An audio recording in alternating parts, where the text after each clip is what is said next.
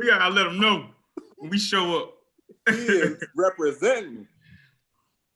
Oh Lord, I like that. Look, Bane.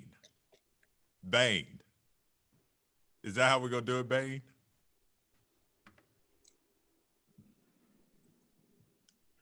My. Welcome to Four Thoughts of Our Founders, the podcast for the Higher Education Leadership Foundation. I'm Herman Felton, one of the founders, also serving as president of Wiley College. I am delighted to facilitate a conversation tonight.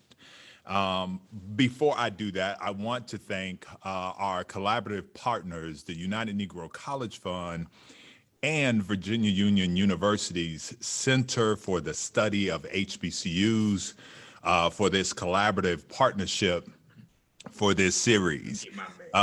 Today we continue this series and have shifted from COVID-related administrative exploits to an intentional focus around mentorship, personal and professional development. And I am joined today by three scholars, three practitioners, and three administrators today. I'm going to start with the sage of the group, President Roderick L. Smothers, Senior President of Philander Smith University. Thank you for being Philander Smith College. I apologize. Thank you for being here, brother. Happy to be here. Thanks for the invite. No problem. We're going to round out with I believe it was Hakeem J. Lucas, Dr. Type, who is president of Virginia Union University, is joining us as well today. Thank you for being here, Dr. Lucas. I'm excited to be here. Thank you for the invite. No problem, my brother. And the neophyte in the group who is just into his second contract, which is a big effing deal. God is good. Has made it to his second contract. Yes. The president of my alma mater, the oldest historically Black college in the state of Florida, the first Edward Waters College, A. Zachary Faison Jr. Welcome, my brother. How are you today? Doing wonderful. Thanks for having me. Glad to be here. No problem, man. On behalf of the other founders, Alfred Anthony Pinkard and Melville Williams and Greg Dees, we're delighted to have you here. And today we're going to have a conversation where we're talking about nothing other than earning your stripes. Leadership for leadership, preparing leadership for leadership. And what exactly is that? There is this, I think, hypersensitive focus on the presidency, particularly at our HBCUs. And we can say that because all of us are mentoring and sponsoring folks. And we also know how desirous it is for folk to get into this space and this seat, to wear the number one beeper, as the old heads would say. How do we help people is what we're going to explore today. How do we help people earn their stripes to be presidents while earning their stripes to lead? And I like to, stray away from this notion of making presidents, because I don't know how to do that. And we at Health have never set out intentionally to quote unquote make a president. I don't know how to do that. I don't know that anyone knows how to do that. But what we are resolved about are some fundamental ethos that people should have when they ascend to the presidency as solid, principled leaders. That's what we're going to discuss today. But I want to start by just giving you guys an opportunity to just open up and just to really opine on the topic, earning your captain stripes. And we can talk from a personal perspective for a couple of minutes about what it means to earn your captain stripes. So I'll chop it up and toss it over to Hakeem Lucas first, and we'll let him start things off. Oh no, I'm not going to be tricked. I done earned that stripe. Big brother Smothers, I defer to you. Oh no, the devil done tried me twice today. Now the third.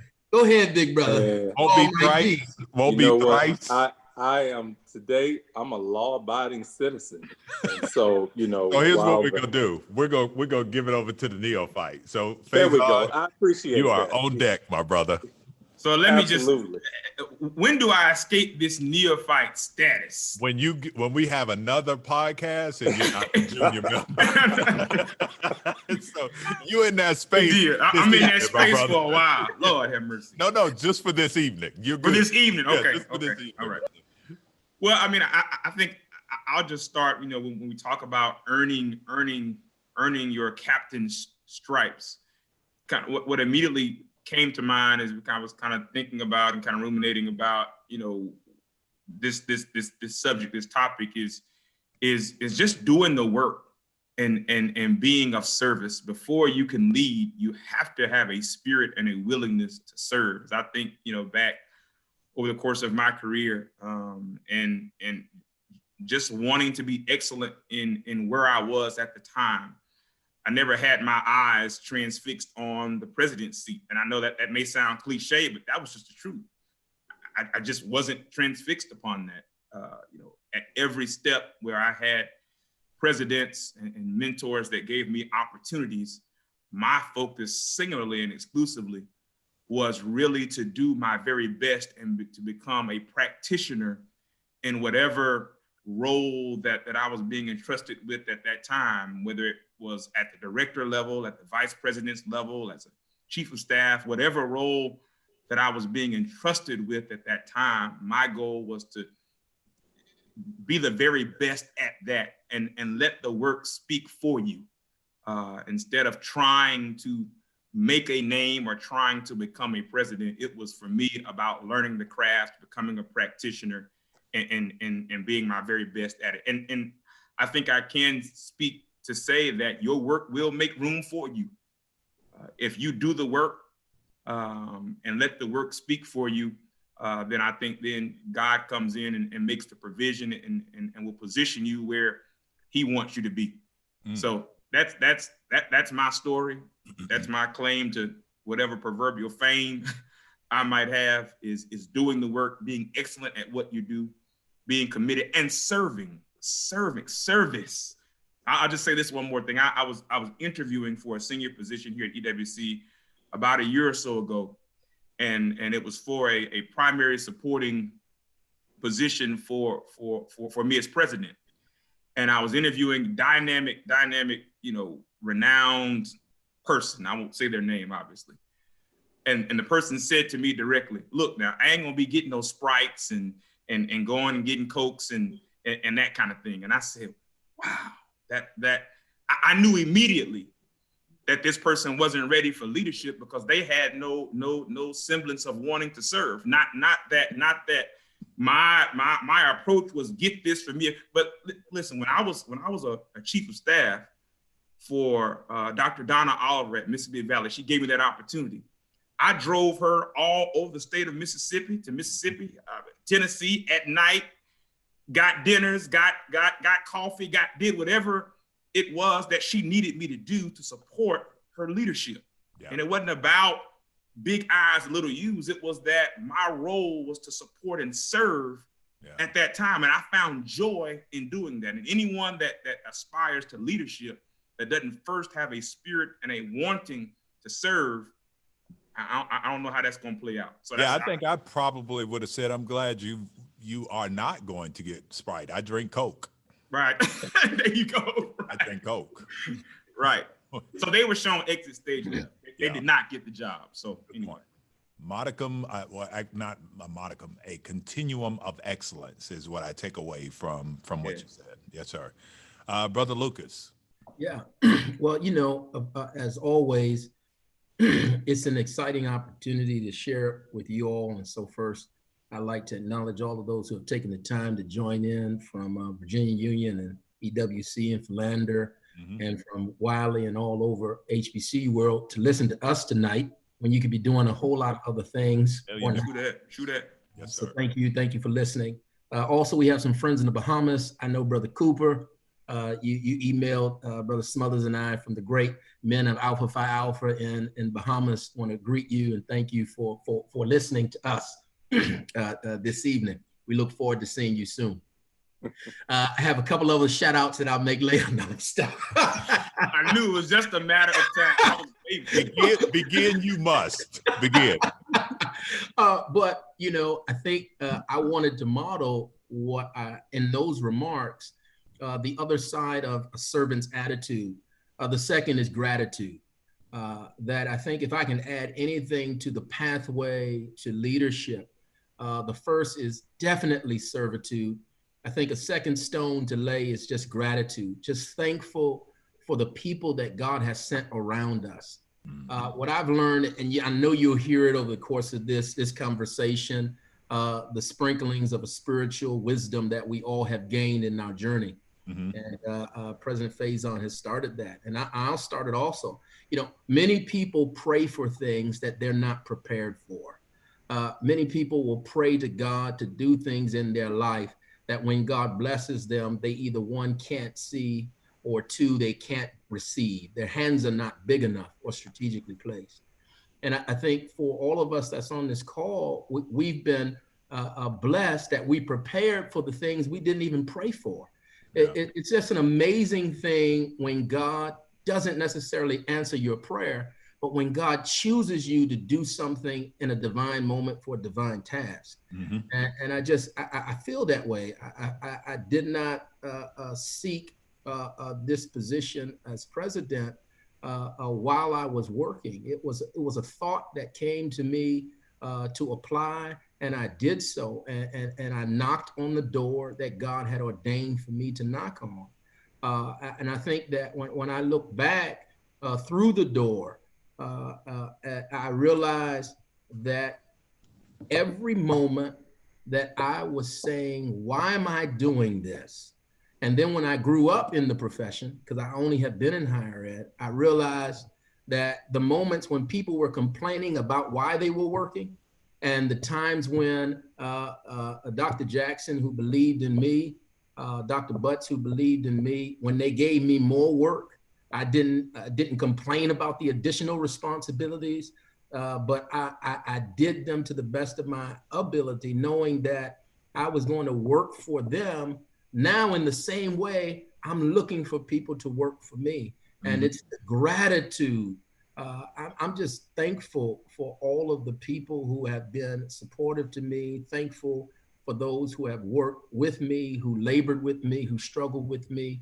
And I just think that you earn your stripe of just thankfulness, man. Stay humble. Yeah. Stay humble, stay humble, stay humble. There's always somebody smarter than you. Yeah. There's always somebody faster than you, someone who can talk more and can talk better. But it is the grace of God that has allowed us to be where we are. Yes, sir. Brother Smothers. Yes, sir. So first of all, let me, like the other presidents, say thank you, Brother Felton, to you and to the founders. As you know, I'm a fan of Health, have been since its inception. From day one. And I'm certainly grateful and thankful for the amazing work it has done over the years to help to provide, as you said earlier, that pipeline of individuals who are interested in serving our HBCUs, not necessarily being presidents, but just serving our HBCUs. And so, and how appropriate is this topic this evening at such a time? It's rare that I'm in a group where I'm referred to as a sage. But, you know, as I reflect, and now as I move into the end of this year, I'm closing out my 6th year, man, as president at Philander Smith, and will be moving into my 7th year on January the 1st. And it has been an amazing journey. God has truly blessed me. I thank him every day. Unlike Brother Faison and Brother Lucas, who said that, you know, they didn't start this journey off wanting to be a president, I did. Yeah. You know, the day I entered the doctoral program at the encouragement of a mentor by the name of Hill D. Perkins, who was the Dean of Humanities at Southern University, wrote their theme song. He told me that, Roger, if you want to be a college president, you've got to get your PhD. And the moment I entered that program, I knew then that I wanted to be a college president. And Amen. so, but he also told me, this mentor, that you're going to have to be willing to do what it takes to get there. And little did I know when he said that, what it meant to get there. And so this conversation this evening for me is very timely because, as you know, I'm a military man. Yeah. I came up, through the ranks in the United States Air Force. And, I think about my entry into the Air Force, and I was a reservist. Before, we could do anything, we had to go through a form of basic training. But Absolutely. before we got to basic training, you know what we had to do? We had to hold up our right hand. Mm-hmm. And we had to make a pledge, an oath of allegiance to serve our country. Mm-hmm. And it is the same thing in service to our historically Black colleges and universities. They have a special mission. Mm-hmm. And when you enter that journey, no matter what it is that you want to do, be it a president, vice president, or director, you have to hold up your right hand and take that oath of allegiance to say, you know what? I swear that I'm going to serve this community of people, the good, the bad, and the ugly. Man. And I was, I'm not going to get it. I've got a lot to share tonight, but I was listening to one of several several preachers who I listened to on Sundays. And this Good past stuff. Sunday, Dr. Lucas, it was the pastoral anniversary of Brother Pointer at St. Mark. And Brother George Parks was preaching his anniversary sermon. And the title of his sermon was Learning How to Wear a Crown That Hurts. Let me let that sink in for a minute. Learning how to wear a crown that hurts. And so when we think about this journey to the presidency, what it takes to get there, everybody always thinks that it is just an easy journey, right? Mm-hmm. But this crown that we wear, called the presidency, it hurts sometimes. Yes. And even in the moments of hurt, we have to Jesus smile and know Yes, how sir. to wear that crown that hurts. Jesus did it, even when he was on his way. So much I want to share tonight. But the first thing that I want to leave you all with is you have to be willing to commit, have to pledge allegiance to the oath, to the mission of these institutions. And from there, your journey starts. No matter what direction you take, you have first got to start with committing to that mission, that oath, raising your right hand and says, I want to serve. So for me, I have said this, when I got my PhD from LSU at the age of 29, I said that I would always work at historically Black colleges and universities. And I have been blessed now to have worked at 4 of them. And I'm still committed, just as I was, on day one, to only serving this population of students and these institutions with these special missions, which I know are ordained by God. Learning how to wear a crown that hurts. That's what I want to leave you with. That I would submit that you are still here because you took that oath, right? Absolutely. And that oath meant something to you. I really want to start with this notion of service, right? Earning your stripes starts, the bedrock of leadership is servant leadership, right? Yep. And John 10:10, go and make disciples, right? Jesus was the supreme mentor. And he called for us to mentor, right? Chris Brown and I talked about this the other day, but the service piece is so underrated and understated. I want to spend a little time right there because you are going to get a Coke and you're going to do it with a smile, right? That is, if that is beneath you, you're not fit to be a director, a coordinator, or an entry-level servant person anywhere on a campus, because the very reason we are in these jobs, wherever you fit on the ladder, is to serve a student. Yep. So if you have the mindset that what I'm not going to do, it would be injurious of me to tell you what I'm not going to do, which is hire you right then and there as well. But I really want to spend some time on talking about what service looked like for us what can you share with us some pieces of service that were not in and all other duties assigned, but you did with a smile? But I first want to draw a connection to, I think, a commonality that we all have. We all served baby boomers. Yes. Yep. Yep. There's a Absolutely. different type of service from a baby boomer. I was just thinking about each of you and knowing your journeys and who you came up under. We all served under baby boomers. And that's some whole different other stuff right there, different service. But let's talk about some types of service that helped you gain your stripes. Yeah. I'm happy to start out, Herman, although I think I was the last one to talk. And since I'm the sage, I'm going to be taking all kinds of privileges here tonight. Go ahead. But Take I'll them, brother. start off with this one, because you know, my first opportunity was with Ernest Holloway, who I was just watching on social media the other night. He celebrated a heavenly birthday. And Dr. Holloway saw something in me as a college student.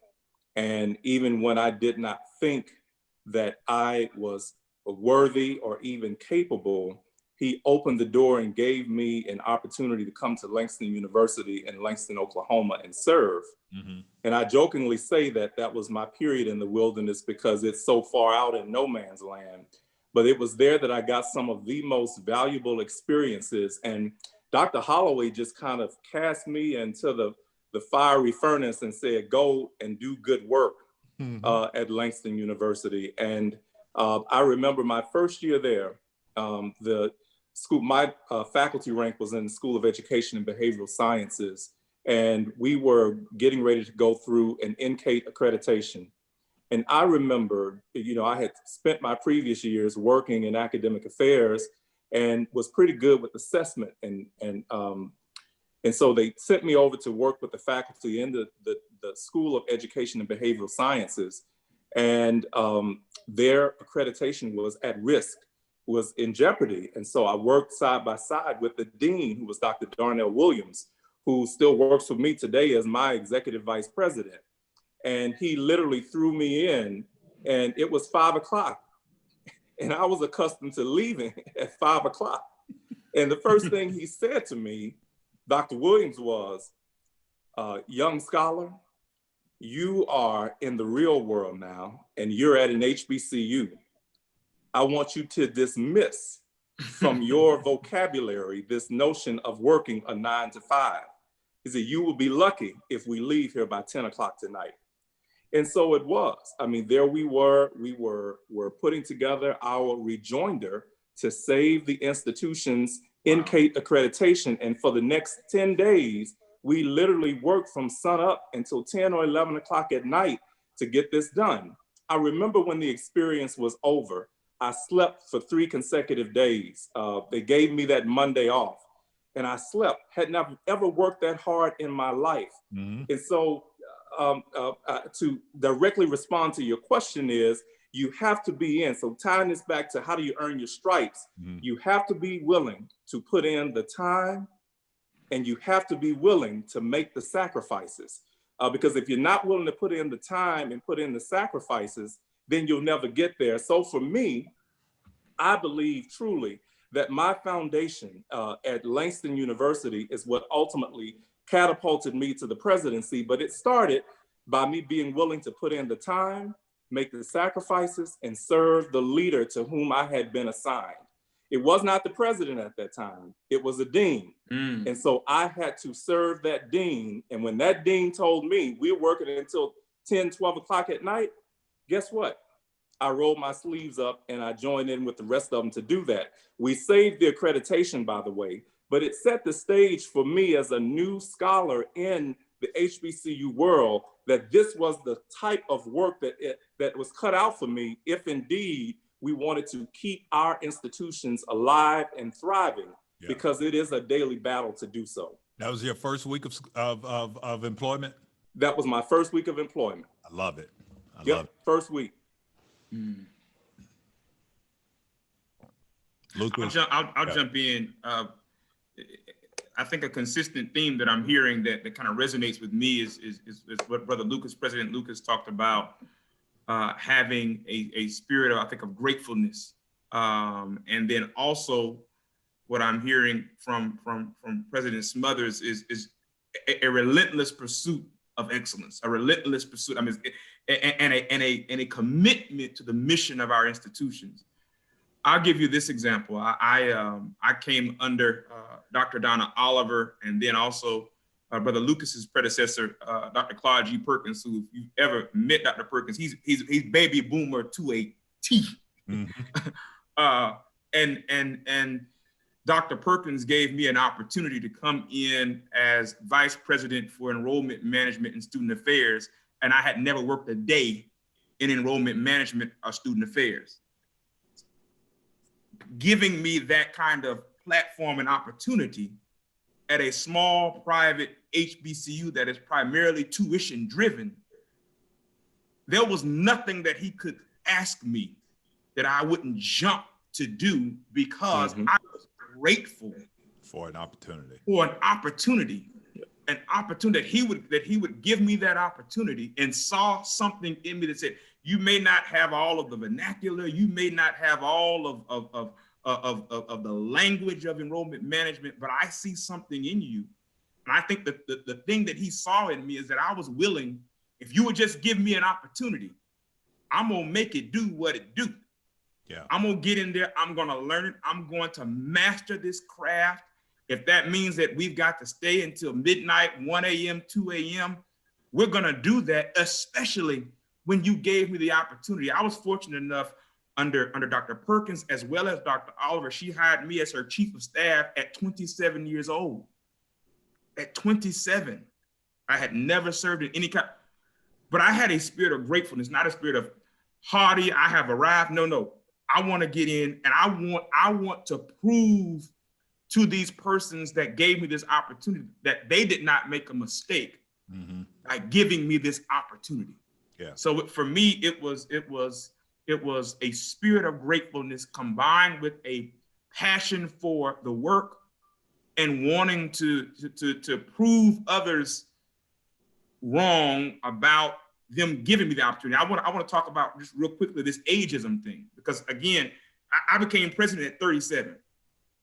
And there also was a whole notion around, you know, throughout my career, he's too young, he can't do it. Why in the world are they hiring this guy that so and so? And so that drove me as well. I didn't want to make my mentors out to be folks that others could say, see, I told you, you shouldn't have given him that opportunity. He couldn't do this, he couldn't do that. So, you know, I think it has to be a spirit of gratefulness, combine that with a passion for the work that we do. If you don't like this work, it ain't for you. This is not something that's going to be easy. You know, when I interview folks here at EWC, I want to know what you've been through, where you've been, because everything here ain't rosy, and you know we can put on a great aesthetic exterior, but it's some rough days, it's some rough times. Everything ain't gonna work the way it's supposed to work. But my question is, do you have the passion and perseverance, even in the height of summer in Florida when the AC go down? It happens on my campus. May not happen when the AC go down. We got to get somebody. Are you running home? Well, no, it's too hot. I can't work in this environment. No, I need somebody that's gonna roll up their sleeves and stick in there and do what needs to be done, because we've got to serve our students. And so that's the spirit with which I just have been blessed to approach this work, and it's been an approach that I think has proven to have been demonstrably successful. And that's what I look for when I'm being able to assess, is this someone that's ready and prepared to earn their proverbial captain stripes? I just want to, before you chime in, Hakeem, just ask both of you, isn't it also personal? Like it gotta be. The reason to do what you did was also personal because of your affinity for the person who gave you that opportunity. damn the haters. Yeah, they were out Yeah. there saying what they had to say, but what drove more was the notion that this person gave me an opportunity. That's right. To prove to them Right. squarely, sorely, Yep. singularly that they did right. That's where we're at. That's it. Yeah, Right. absolutely. That's it. Lucas? Hey, I like to say, I got to add on because, Brother President Faison just took EWC to the highest enrollment increase in ages. So when you talk about the ability of these baby boomer sage presidents to see something in us and the opportunities springing if this wealth of experience that would benefit another institution later, right? That prophetic eyesight is what we got to bring back to this generation. He said so much, ageism. And of course, everybody, I'm sure y'all out there still talking about wearing that crown that hurts. But anyway, it is amazing. Here's what I can add. So I came up under Dr. Edison O. Jackson and Reverend Dr. Calvin O. Butts III. And working for leaders in urban sectors and majority institutions wasn't easy at all. I have so many lessons of the stripes that I have learned. I started in higher education at the age of 17 as an intern because my mother said that the Lord told her that I should work with Dr. Jackson because it would save my life. I started working with him. I had braids, gold teeth, Timberland boots. He stuck me in the file cabinet. I know the braids thing got you. I mean, you work as a president, you're gonna lose some hair too. Just watch yourself. Everybody ain't gonna be pretty like President Smothers now. Watch yourself. All the ways. Can't stand him. But I tell y'all out there listening, and it's sort of like what President Faison said. There is an ability of a leader to see you when others don't see you. And when you don't see yourself, that initiates this passion to work for them because you want to live up to what they've seen. And it really does fuel you. And if you don't allow that energy to turn into self-confidence, it'll also kill you. And we can talk about that later. Yes, sir. I started, man, they put me in the file room. And I had to file the papers and get the coffee and make sure that the garbage was taken out and put the chairs back underneath the conference room table after the VPs left. I've been called little boy's son, little one for so long, and growing up in that environment in public higher education, they didn't call you your name until you did something that was worth it. They said son and boy, and you had to earn your name.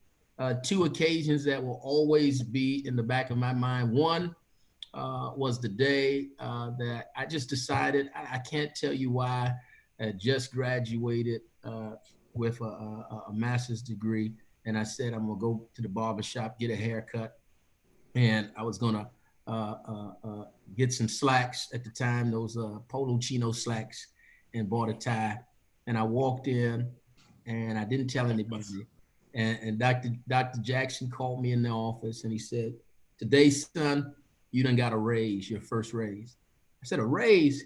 He said, yeah, how much you make? I said, I make $8 an hour. He said, well, now you make 13. And I said, why? What did I do? He said, you've learned when to grow up. And he said, I can't tell you how many people would complain about, do you look like somebody who should be working in the president's office? He said, but I told them to leave you alone because I knew you would know when to make the right decisions for you to be what you needed to be. And he said, today you learned a lesson. You've earned a raise because you've learned how to grow up. Everybody listening, you got to know when to grow up. You got to know when the person that you are that walked in that door is not enough to be the person to stay inside the door. And I just knew everybody has their own thing. And for you, it won't be your hair and how you dress, but there will be something you will have to learn to change so that as you enter into the door, you can get a different seat at the table in the door. The last one for me was, I never forget this.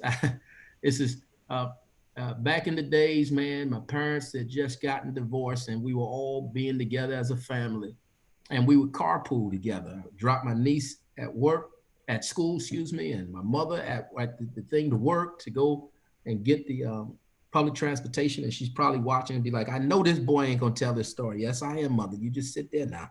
I'm gonna tell this story. And I got to work late. It was the day Dr. Jackson needed me to hand in a report that he had given me. It was due. He had invested in me, and I got to work. I was supposed to be there at 8:30. Got there about 9:15. Rushed in. Didn't have the report done because I didn't want to stay late because I thought I could do it in the morning. And I didn't think that traffic would get in the way, and I couldn't get there to get it done to get him what he needed. I walked in, took care of the family, walked in. He didn't speak to me the whole day. Walked right by me. I said, man, this man like a father to me. What you mean he not talking to me? And you know how it gets all in your mind when they treat you rough and hard. He called me in the office and he said to me, so what time did you get to work? And I said, oh, Doc, well, before we get this, let me give you this report I owed you. He said, the report? He said, no, I needed that. 8 o'clock in the morning. I made it through without that. So not only do I not need the report, but now you got to tell me why I need you. Because if I can make it without your work, I could save money on you too. And I said, no, Doc, that's not what it is. Let me tell you what had happened was. And he said to me, you should call your mother tonight and remind her that you are your own person. And you will never again allow her or anyone else to stop you from doing what you say you will do. You gave me your word that you would be there. She said, you should have woken up early. You should have given your mother the car. He said, but you're not going to bring me your excuses for your lack of productivity and delivering for me. And I've never let anything else get in the way of my word, man. I had to tell people, and I know you would jump in, Felt, but I just have learned that if I just called him and just said, hey man, I'm going to be delayed, he could have planned. If I just would have spoke up and communicated, and not trying to be everything to everybody, and I almost lost my job that day because I failed the man that trusted me, and it's changed my life. I can't help but to draw the nexus between what you just said and, really everything that has been said. But, Faison talked about this continuum of excellence. And that's what the biggest gift that I got from President Jenkins was mediocrity was not even allowed. Man. It wasn't. I remember one day I gave him a report, and I was sharing this with Chris. When he gave it back to me, what I didn't share with him was that I literally cried. It had red writing everywhere. I mean, red marks. And he said to me, "Is this the best that you could do?" And do you? You don't argue. It's like being very clear. Situational awareness is something that fails us. And a lot of times people want to say that one last thing or respond or rebut.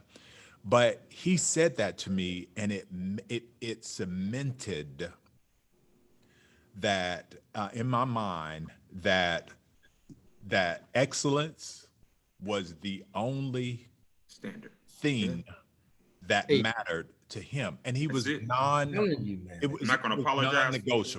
Non-negotiable. Yep.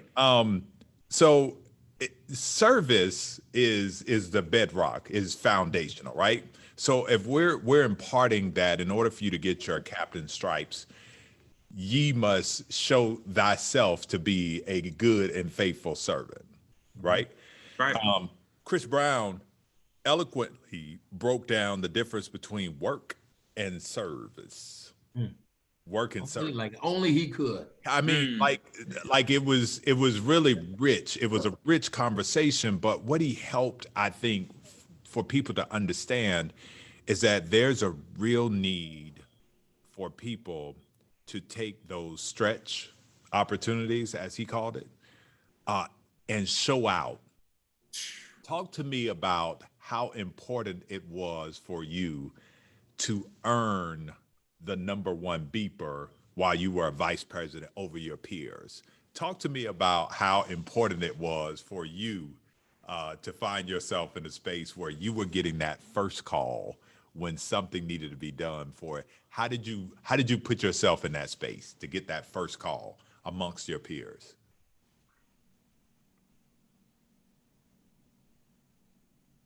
You want me to start again? Okay. I think you should be fluid. I think you should be fluid. There's the sage say. So look, I hate that I think you all need to be fluid. I hate that I missed Dr. Brown. Obviously, I consider myself to be a student of his. He's my modern day mentor and is always sharing nuggets. And so I've got to go back and watch that one, Herman, because I know that I missed the treat.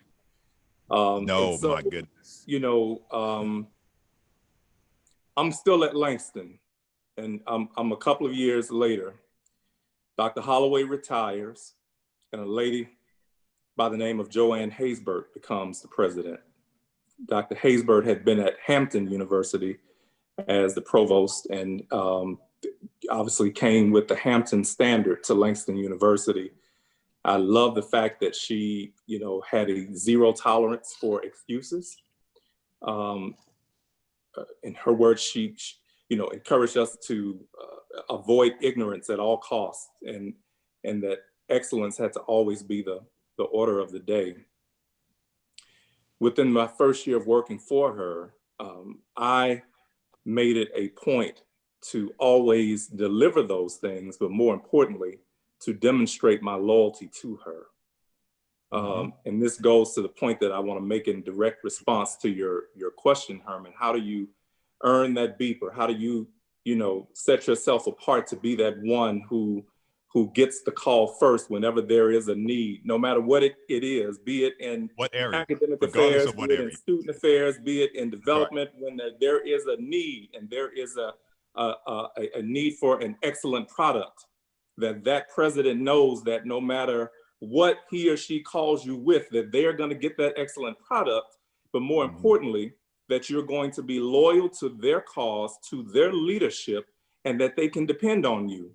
And I think those are the things that Dr. Lucas and Dr. Faison have clearly pointed out to us in their previous comments. For me, it was demonstrating to Joanne Haysbert, number one, that I was loyal to her.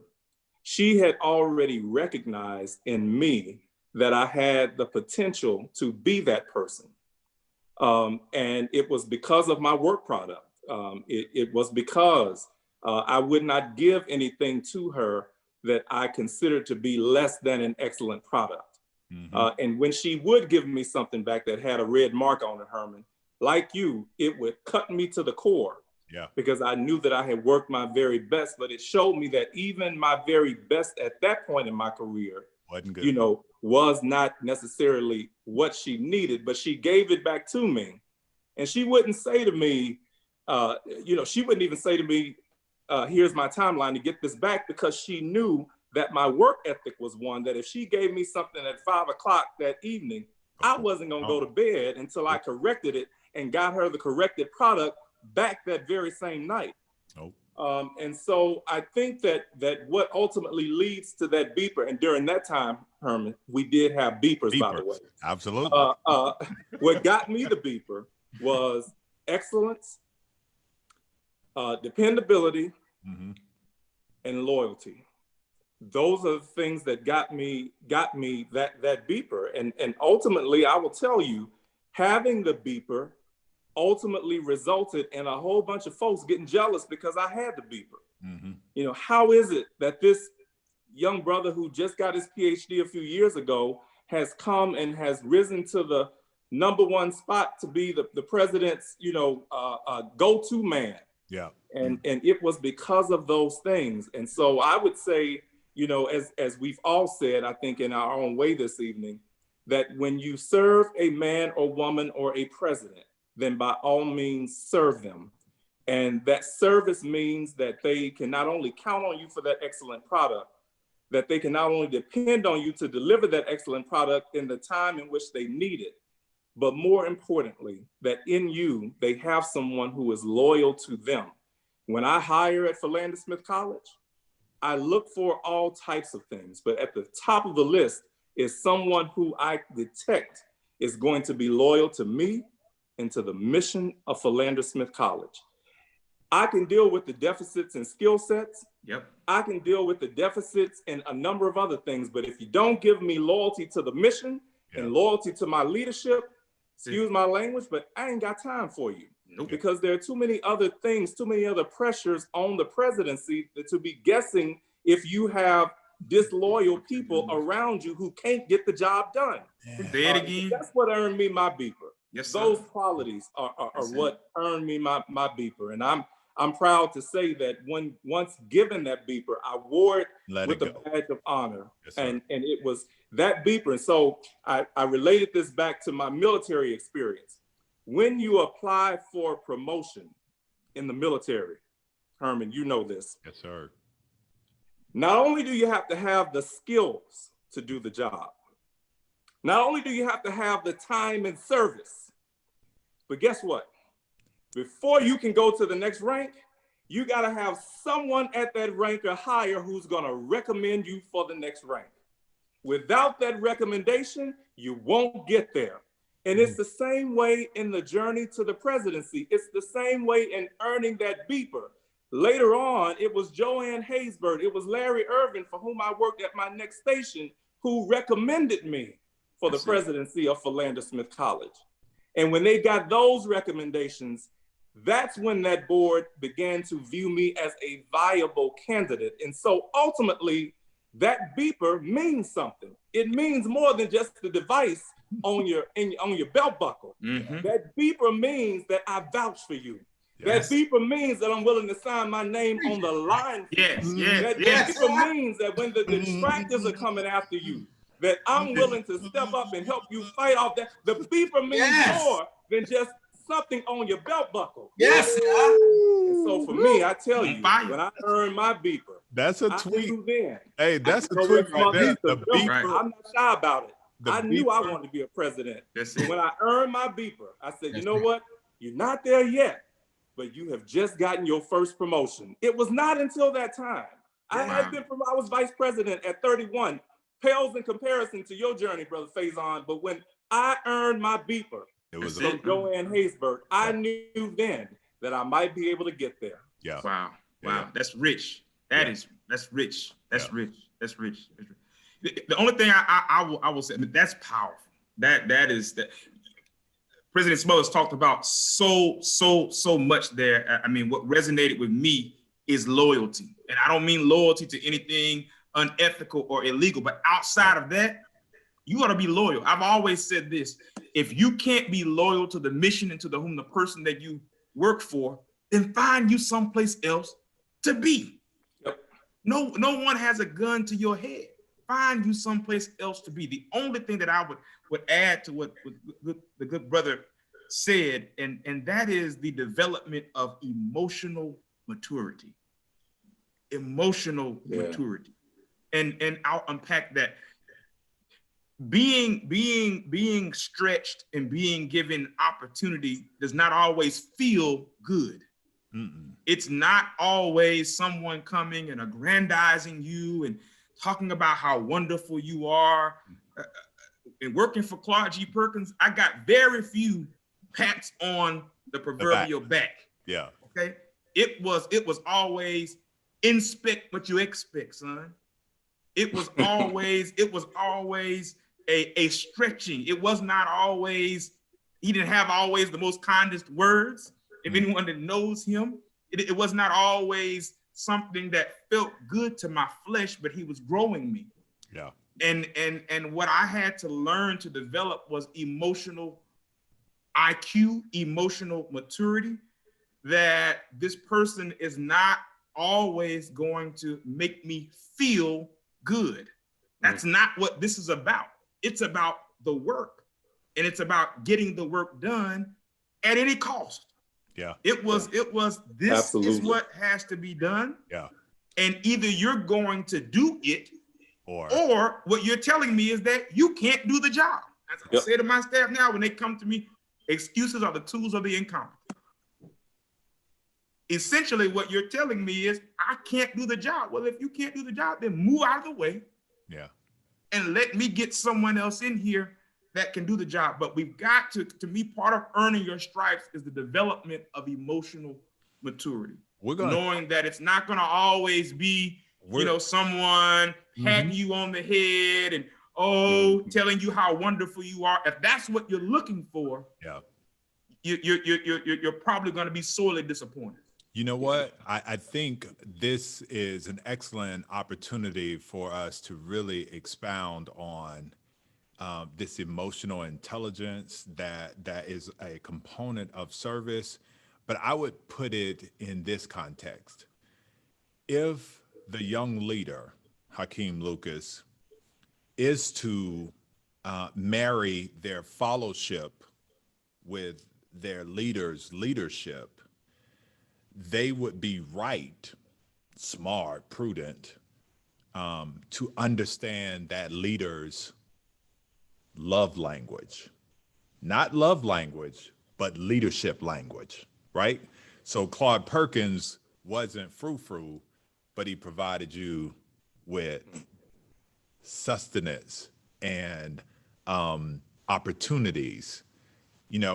He may not be a touchy-feely person, and you've got to figure that out really quick. And if you want to be doted on, then you need to go find another person. Yeah, exactly. Which is why I think it is critical, Hakeem, for people to really understand the language of the leadership. Right? I mean, you guys are talking good stuff. Talking good stuff. What President Faison mentioned as emotional maturity is what I have typically called professional maturity. Mm-hmm. And understanding that leadership language is so critical because you need to know when you've been chosen to be mentored. And if you're not listening with the right sense of awareness, you won't realize that leader is choosing you through the language of assignment to be mentored. That's good. And it's the language. I'm speaking to you work. And I'm speaking to work language. I'm speaking to you assignment, that the more I give you, the more you will grow. That the more I give you as a task, the more work you receive. I like to say it, the reward for a job well done, the reward for good work is work. Because that's what trust does. It gives more of itself away. Yeah. I think, you can't get beyond loyalty, right? You can't get, too many mentor-mentee relationships end with abusive mentee relationships where mentees will receive and get addicted to receiving, that they believe their receiving is an obligation. And then guess what? Betrayal. That you end up betraying me because you believed that this beeper was actually a connectivity to something bigger than who you are. That beeper only was a sign that when I call you and I need you, you answer, right? You're my first option. You're not my only option. You're my first option. Say that again. You're my first option, not my only option. I hope I have four that's listening. Dr. Carter, COO, Dr. Strayhorn, Provost. They've already become subscribers, Doc. They've been on here for a minute, so I told them that to listen, and I want them to hear this because this is so important. That ultimately, when you have grown in your emotional and professional maturity, and even begin to peak in your own professional and personal awareness, mm-hmm. you begin to hear your leader speaking to you in a way that is feeding you. And when we really care about you, we don't have no time To to make explain you to you. feel good. Like when we really Yes, thank believe you. that you're going to be great, like I got to tell you the Trying to truth. push you. I got to tell you the stuff that people wouldn't tell you. You messy sometimes. Sometimes you don't get things done to the highest level of excellence. Sometimes you don't follow through. So sometimes you run out the wrong way and you don't focus on the job. But it's me speaking to you a leadership language that is trying to call you into the existence of the total reality of who you are. That's it. You are, we have to be really careful here because mentors advise, sponsors invest. What you're doing is investing, Man, right? And that investment is tricky. Right. Because the mentorship is asymmetrical. man. In one way, you're giving people advice. That sponsorship, we're talking about a sponsor and a protege. There's oftentimes this negative connotation with protege, right? But it really isn't. When you distill it down, the protege's job is to show the sponsor how much value they bring to the table. Indispensability. Indispensability, right? That's it. And your skill set needs to be so omnipresent that it's clear to me how you're going to help me get to where I need to go, right? This is quid pro quo, and that's what sponsorship is really about. What you talked about was this notion that telling the truth hurts. That's why you have mentors. Mentors feel good. They tell you the good stuff. They check in with you every 2 or 3 months when you call. Right. And tell them. But folk ain't ready for that sponsorship, right?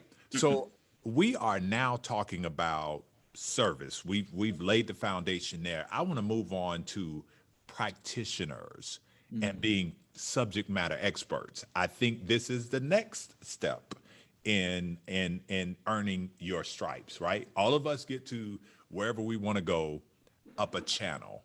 And I believe that it's safe to say that that channel was done extremely well, whatever that vocation was. How do you become subject matter expert?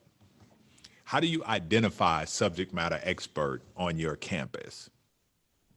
How do you become subject matter expert while earning your stripe to lead? I'll start this time.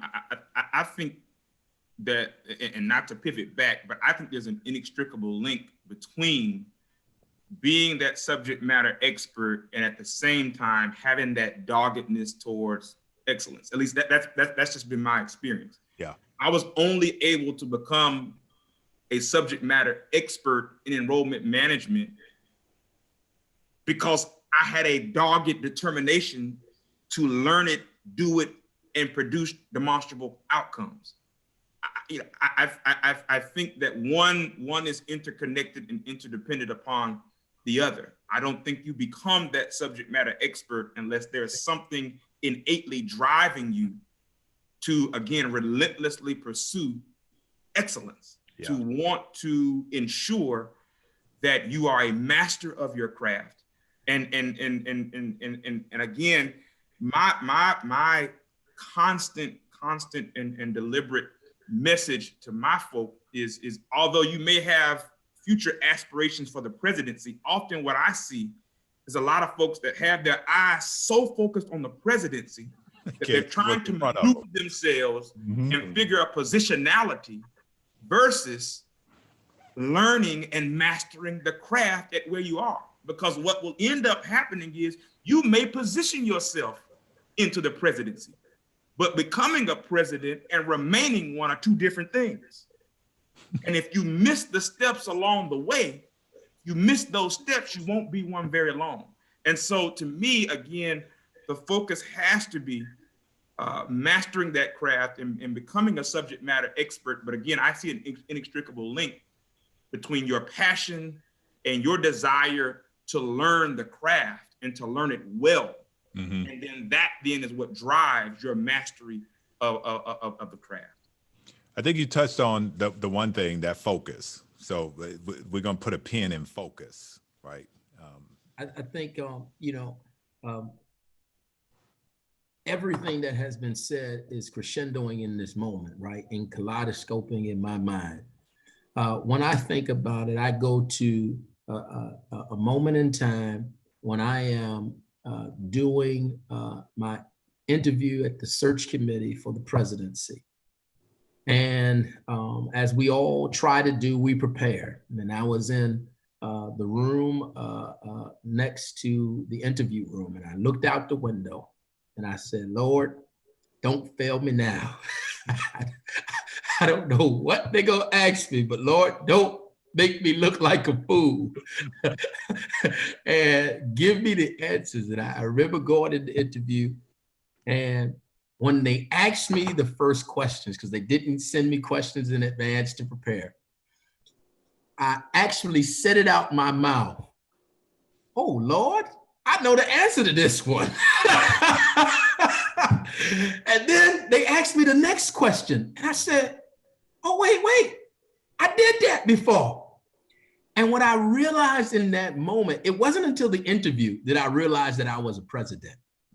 That everything that I had done before, every moment of learning through crises, solving problems, working through budgets at private HBCUs and how to save the budget, how to adjust, how to work with the provost, to do the fundraising, but to work in an environment where we didn't have everything and we had to be entrepreneurial and innovative. Mm-hmm. And I've been in 4 university contexts at Bethune-Cookman. Remember, 3 presidents came out of Bethune-Cookman.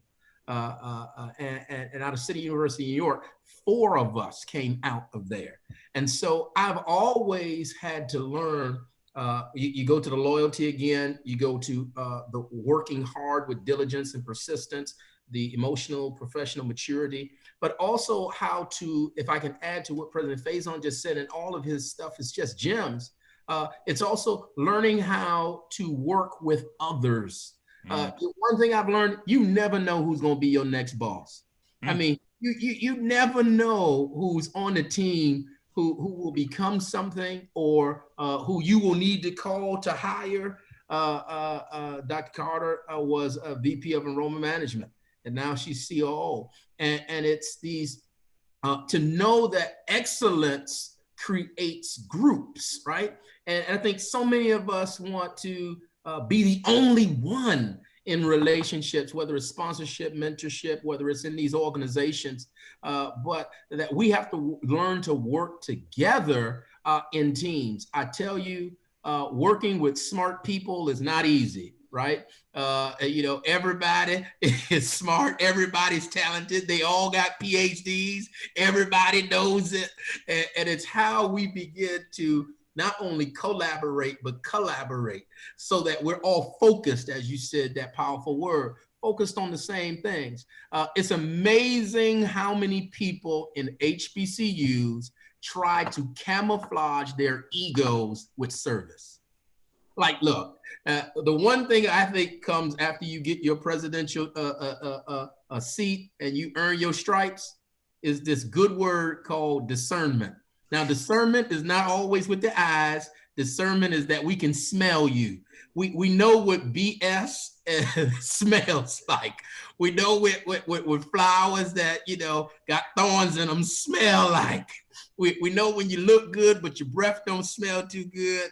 And we know what it looks like when, you just talking stuff. And I just think that the discerning who's around you and the focus on being able to grow with people and the courage to be who you are and to be authentic. Because we didn't talk about authenticity, vulnerability, and focus, part of awareness. But I mean, there's so many people who just don't know who they are, and you're trying to be something you're not. All of you, I'm speaking to you now, go home, quit your jobs, resign, because they will find you out.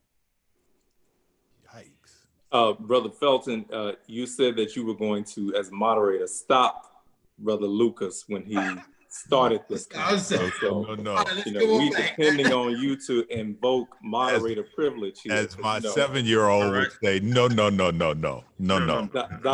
Lucas will take you to church, and he certainly does that. And I appreciate the sharing from both presidents, all three of you on this. And I'm going back, Herman, to I guess your question, which is just centered around, you know, how do you know when you're that subject matter expert, right? That and for me, I'm going now to my next institution, which was Houston Tillotson University. And by that time, I had worked with Joanne Haysbert to reestablish the development operation at Langston University. That's where we met, Herman, when I was in that role then. I got to be honest with you, though, that I did not consider at that time myself to be a fundraising expert. When I got to my interview, Dr. Larry Irvin, who had been at Houston Tillotson and you know, had done a great job. He was an accreditation expert, and he was known in his field for being an accreditation expert. In fact, him being the chief of staff to Bill Whelan now is evidence that he clearly knew a little something about accreditation. So when I went to my interview, he says to me, well, you've come here to interview for the chief advancement officer position. And he said, I see on your resume, you've got this great experience. I see that you've been to the Indiana School of Philanthropy. You have, you know, clearly studied this body of work. You've mastered this. He said, but I'm looking on your resume.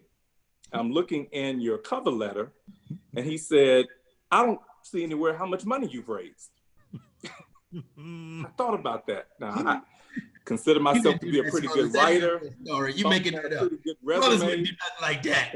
No. The first thing he asked me at Houston Tillotson, because remember, Langston was public. It was going to get that paycheck from the state, no matter what happened, as long as it maintained somewhere close to that enrollment. There you go. Larry Irvin on the private side, he didn't care about anything that was on my CV.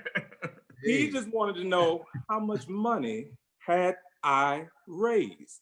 Wasted and all so that. I thought about that when you asked that question, because again, I went in, I'm thinking, hey, I'm the man.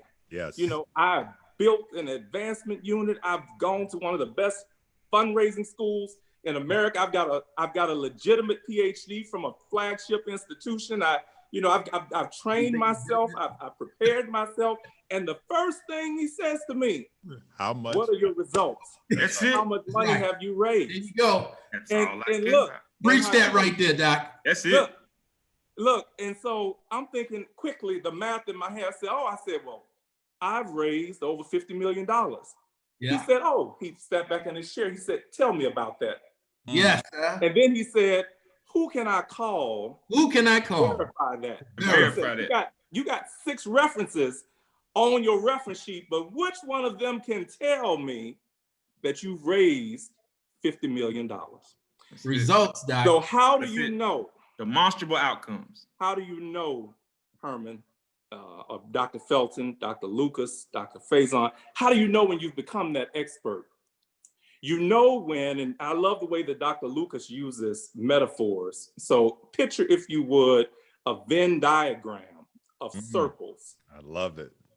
And these circles are now, as you become president, are now beginning to intersect. Collide with one. In one circle, you have your professional training, the things that you have done to prepare yourselves academically. In the other one, you have your experience, the things that you have gone through to get there, the years you've worked in the vineyard. In the other one, you've got just a circle of general education knowledge. The fact that you traveled the world, the fact that you've been places, you learn from those experiences. But in the fourth circle,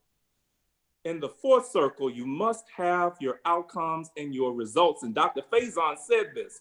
That's right. The perfect moment that you know, right, that you have reached that point of subject matter expertise is when the 4 circles intersect and you draw a dot right there in the center, and that intersection of all of those data points suggests that you know a little something about what you are doing.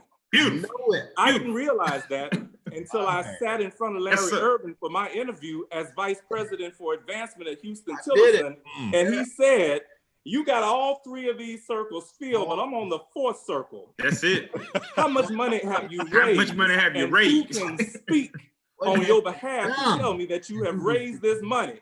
Because we got a lot of self-proclaimed experts out there. Talk about a lot of self-proclaimed people who swear they can do, they can climb the highest mountain. Show me. Who proclaim themselves to do that. But in the world of research, you're not truly a researcher until your peers give you some form of affirmation that your work is contributing to the body of knowledge and work. Watch out now. You have to have that 4th circle filled, and many folks get to the presidency thinking that they have them all filled, and they don't. And those are the ones who fail. And so that's my contribution to that question. Brother Lucas, thank you for your contributions, because it has truly informed me in such a way that, heck, I hadn't even thought about this. And Brother Faison, to be the youngest one on the line, man, you speak like you've been a president for a very, very, very long time. And so he lit his life.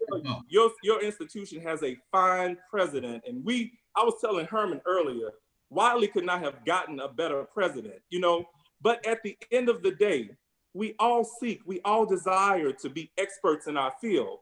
And the truth of the matter is, as president, we have to be experts in enrollment management. We have to be experts in fundraising. We have to be experts in community development. We have to be experts in academic affairs. We have to be experts in all of these things. And we can't get there until we take a true moment of self-reflection to say, how many of the Venn diagram circles do we have filled in, and where we are weak? That's right. We go and we find somebody who's smarter than us to help us fill in that other circle. That's it. Listen, man, this is doing good stuff for me tonight. Thank you, Herman, for this invitation, man. I'm enjoying this. Listen. Chris Brown sent me a text message, and he said, y'all session is better than mine. I said, you are the greatest, but I will tell you, did he speak in Latin? You get 2 alpha presidents on any exchange, you can almost be guaranteed that you're gonna have a dynamic session. So what were you expecting? President Brown, what were you expecting? Did you expect? We're allowing Dr. Faison and Dr. Felton to contribute tonight, and their contributions have been wonderful. Yes, sir. But these alpha presidents, we just take the show. We just take the show. Now, brother moderator, you better take this mic from me, man. Because I won't shut up. Why did you put the 2 of them together on? Listen, I am but a humble servant. I am here to serve. I am meek and mild, and I shy away from the brightness of your sunshine. Oh, here you go. Let me say this. I think it's really important to note that the underpinning of each of your contributions really talked about intentionality and focus. And in order to get to this space of being a subject matter expert, there has to be a heightened and sustained level of focus that gets you to this space and place. There was a question that was posed about whether or not when you get the number 1 beeper and you lose it, can you get it back? I would never even think about that question myself personally, because it is a deficit driven thought processy that my mind doesn't work that like I'm not even worried about losing something that I get. I think Jay-Z said, I'm catching 2 a day, so when that pass is thrown my way, okay, I won't do that. All right, now go ahead. Now. Yeah, I won't do that to Roger because he listens to gospel music. He's with Aaron Clark Sheard and Mississippi Mass. He in the trap like you and me. He in the trap like you and me. Yeah. He I in the saw it trap go like straight you over and his me. head. No, don't do that to that. But my point is, it was a decent question, but the thing is if a person gets that number one beeper, egregiousness and malfeasance would be the reason why you lose it. Yeah. Right? Because and for that you should not even seek to get it back at that same space. Number one, I just want to address that and keep the party moving. But we have talked about service. We've talked about being a practitioner extraordinaire, a subject matter expert. And the Venn diagram, Roderick, I don't know if there was a better way to really bring that home. It was visual. While auditory in nature it was visual. I think that could really resonate with everybody. I now want to talk to the space about leadership. Now I want to talk about leadership because and I want to focus on the consensus building attribute of leadership, right? Because if you are a number 2 or a number 3 or a number 4 or whatever, the maven, or we're talking about sponsorship and we're talking about the relationship between the sponsor and the protege.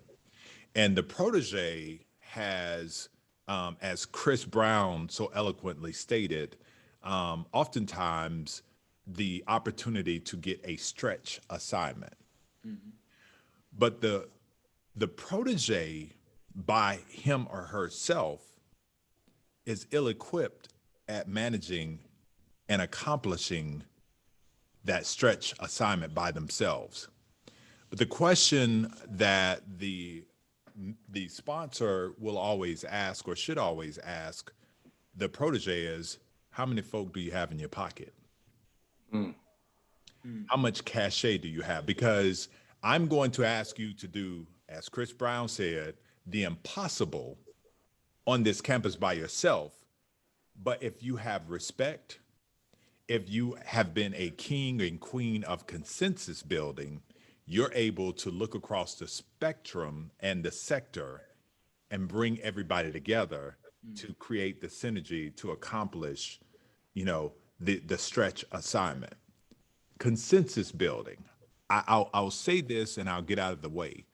When I was promoted to Chief Operating Officer, I didn't know it was going to happen. It happened casually, matter-of-factly, in a cabinet meeting. And I was so angry that my peers didn't say, congratulations.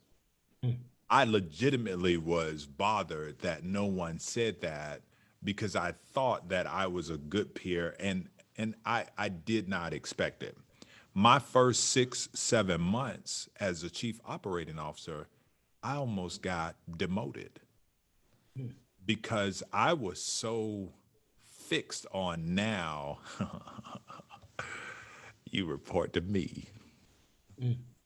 You got to come through me to do what needs to be done.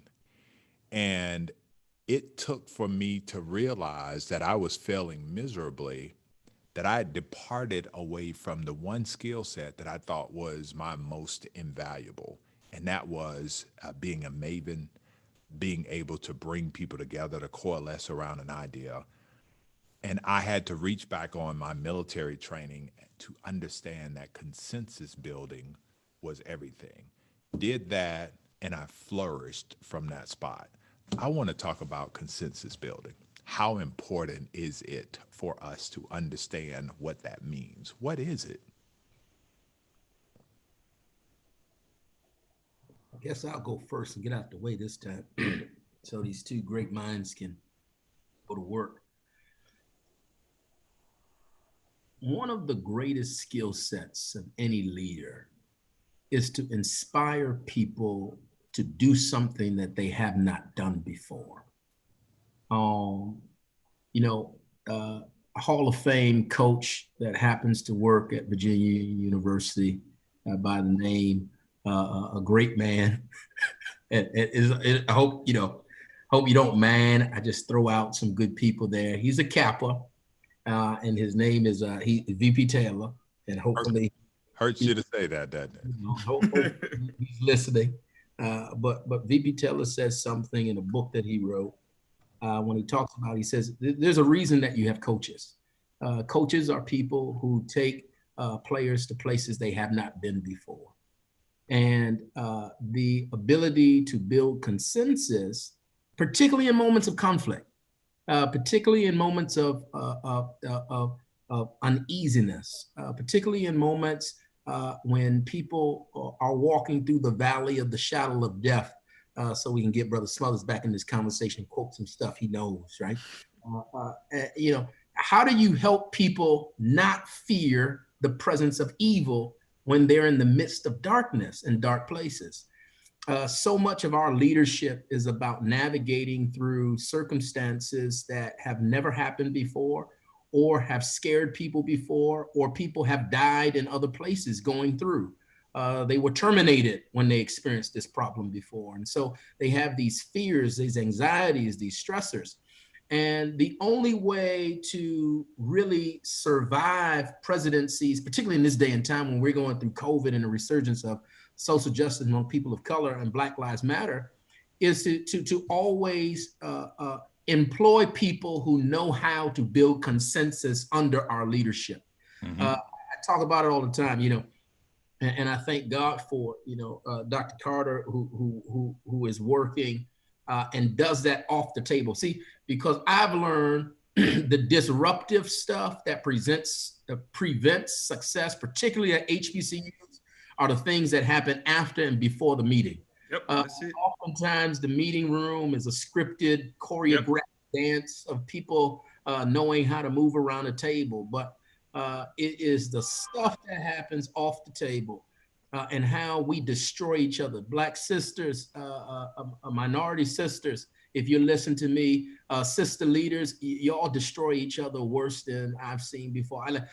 I believe in supporting and promoting sisters, but I've seen Black women tear each other down. One, they say hello to each other on the same sorority line, and when one leaves the office, they talking about each other. Sisters, you got to come together.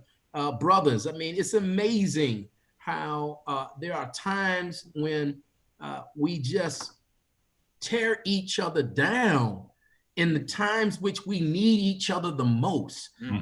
Everybody who's going through COVID at your campus, everybody's stressed out. Everybody's dealing with loss.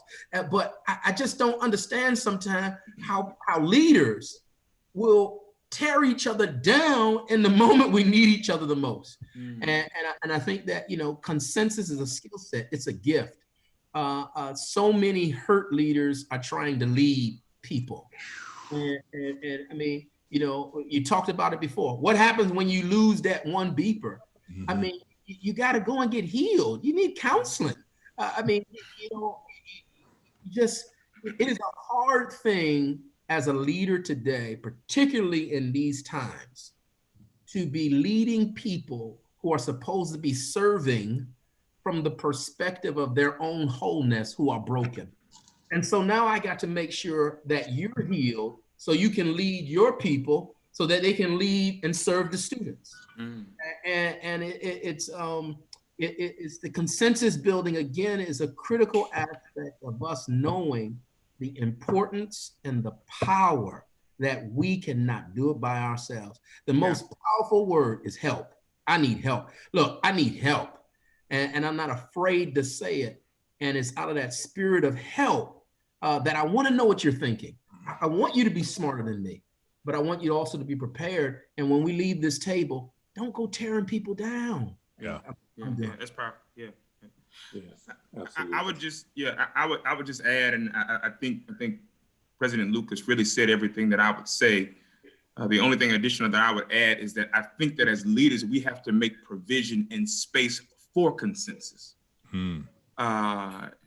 Yeah, that's true. If you're wanting to build consensus, then even as presidents, we can't be so dictatorial that we leave our teams where they don't feel open to share.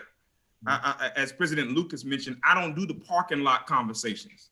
As you know, we sit in the meeting and then no one says anything, and then as I'm walking out my office, I see all y'all huddled up over in the parking lot, having the real conversation that should have been had in our cabinet meeting.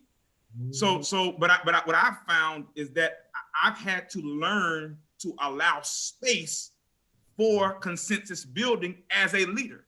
Yeah. I need to be able to recognize my own inadequacy, my own what I know and what I don't know, and give space for the persons on my team to be able to give voice to their perspective. If in fact we're going to build true consensus, then again, we have to allow space for those that come under our leadership to be able to give voice. And so I just think that is critically important, that we create space for consensus. Otherwise, we end up being in echo chambers where we're just speaking, and the only thing that we're ever going to hear back is what it is that we're espousing. And that's a recipe for failure, because as President Lucas mentioned, you can't do it all.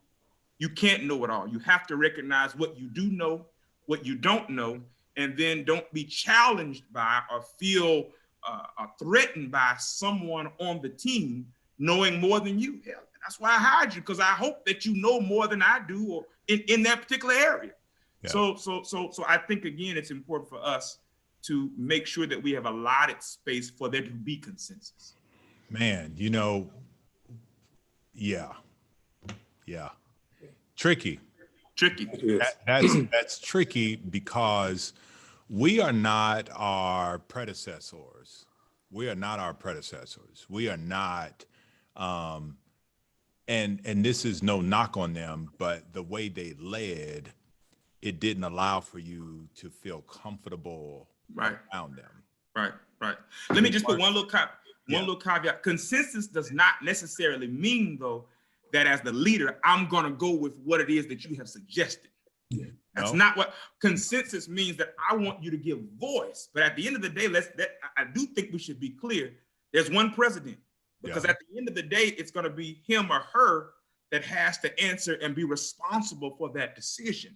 And we should all leave understanding that, hey, we're on board, whether we agree, we don't agree, we are loyal and we are supportive of whatever decision that's made. But any wise or prudent leader is going to want to hear the perspectives, in my opinion, of the folks that they have surrounded themselves with, in terms of the generals and the lieutenants that are part of the team. Before Roderick opines, I want to be a little more clear about this young leader, or this person ascending in their capacity to be consensus builders. And particularly driving the scenario would be a chief operating officer. How important is it for them to build consensus with their cabinet members to get your work done? And I did not want to take a deficit approach, but if there is a lack of homogeny in your cabinet, right? You're not getting work done. Work will not be done. If there is a fraction between the 2 VPs over here and the 3 VPs over there, work is not being done. That consensus building is what I really want you to focus on, Roderick. What Hakeem and Zach talked about, spot on as well. The nuances of consensus building leave that one little tentacle out there, and that's that one to get that young leader or that aspiring leader to understand the value of being a consensus builder. Yeah, I think, again, Brother Lucas, Brother Faison, you blessed me with your comments. I don't shy away from resonating with those things that are spiritual in nature. because I do believe that at the end of the day, that while boards hire us, they give us contracts, they put us in these positions, I ultimately believe that God appoints us into these spaces as leaders of our institutions. And when he appoints us, when he places us there, I think that he equips us with everything that we need to minister and lead the people over which he has placed us as presidents. It was Beverly Hogan, who former president of Tougaloo College, who said to me, as Larry Irvin allowed me to pull up a seat as a vice president to their school that takes place at the bar. Listen. Listen. And sometimes, you know, we draw on some of the complex theories of leadership to solve what I consider to be some of the most fundamental problems.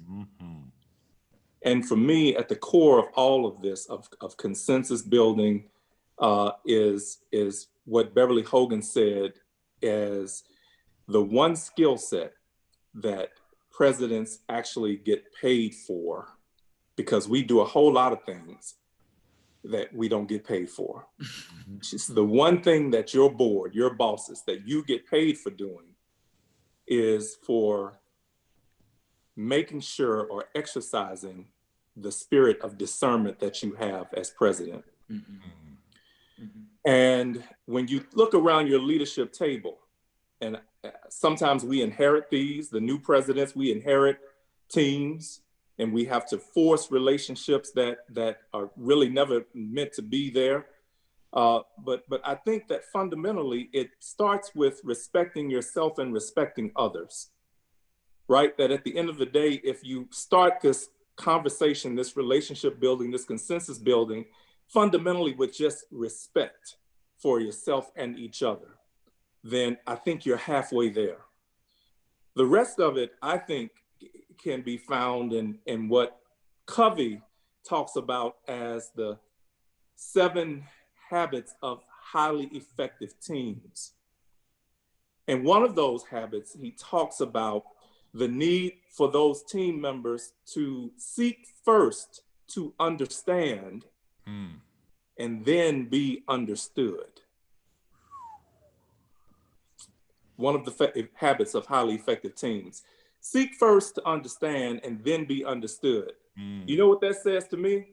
That says that if I respect the other people who are sitting at that table, that I'm going to seek first to understand them, to hear them, to make them know that their voices, that their opinions matter.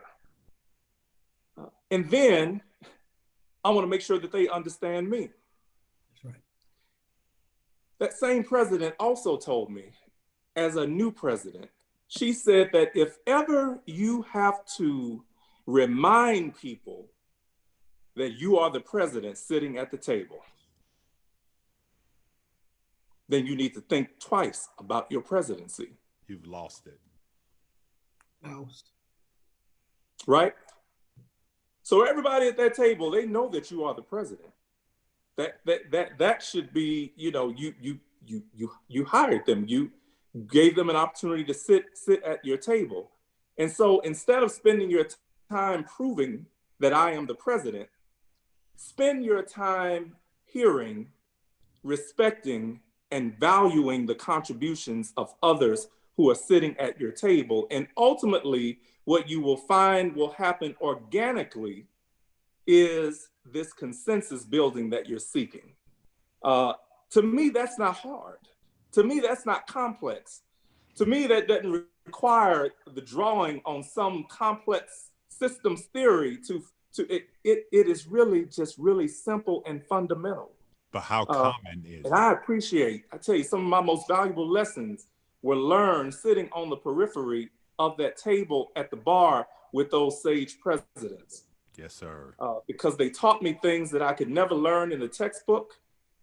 They taught me things. I'm telling you, it is. Oh, yeah. And so sometimes I think that we forget the things that we heard by sitting at that periphery, Herman. Yep. We forget those things. Yep. For me, I try to live my life. I try to demonstrate through my presidency that I actually did hear the things that those men and those women poured into me as I sat on the periphery, where it was a privilege to sit there.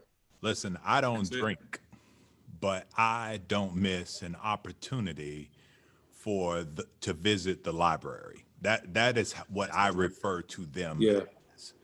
They are the sage who have built bridges. And when you think about, all of you are intimately familiar with health. The night before, the last night of health, is a honoring service, right? We have a banquet, whatever you want to call it. We call it tribute. The reason why that is there is because of the African principle of Sankofa. Looking back and honoring those who have come before you. Yep.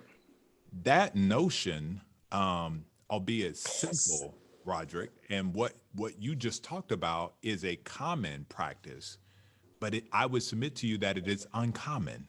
Yeah. It is common as the day the sunshine rises, but it seems to be a disconnect with folks. And I think a lot of it has to do with timelines. Yeah. Timelines that we have that are not synced, aligned, oftentimes with your very own damn skill set, but certainly not the Father's or his timeline, right? Your timeline of being the president in 5 years is based on what, right? Where do you get that from? Drawing this a complete circle around this conversation tonight, earning your captain's stripes, leadership to lead, learning what leadership means. We've discussed service, which we agreed overwhelmingly with the consensus that it is the platform for the ascension. And then we talked about being a practitioner extraordinaire, subject matter expert. And we've landed and are coming into the dock on this notion of leadership and the pieces of it. We've got about 15, 20 minutes left, and I want to spend a little time asking you all about that toolbox that young captain to be. What tools should be in that toolbox as a leader? What tools should they possess? And you can talk about a couple of them, and we can each say one and move on to the other, expound on it a little bit. But let's just talk about a toolbox. What should be in that toolbox for that young leader?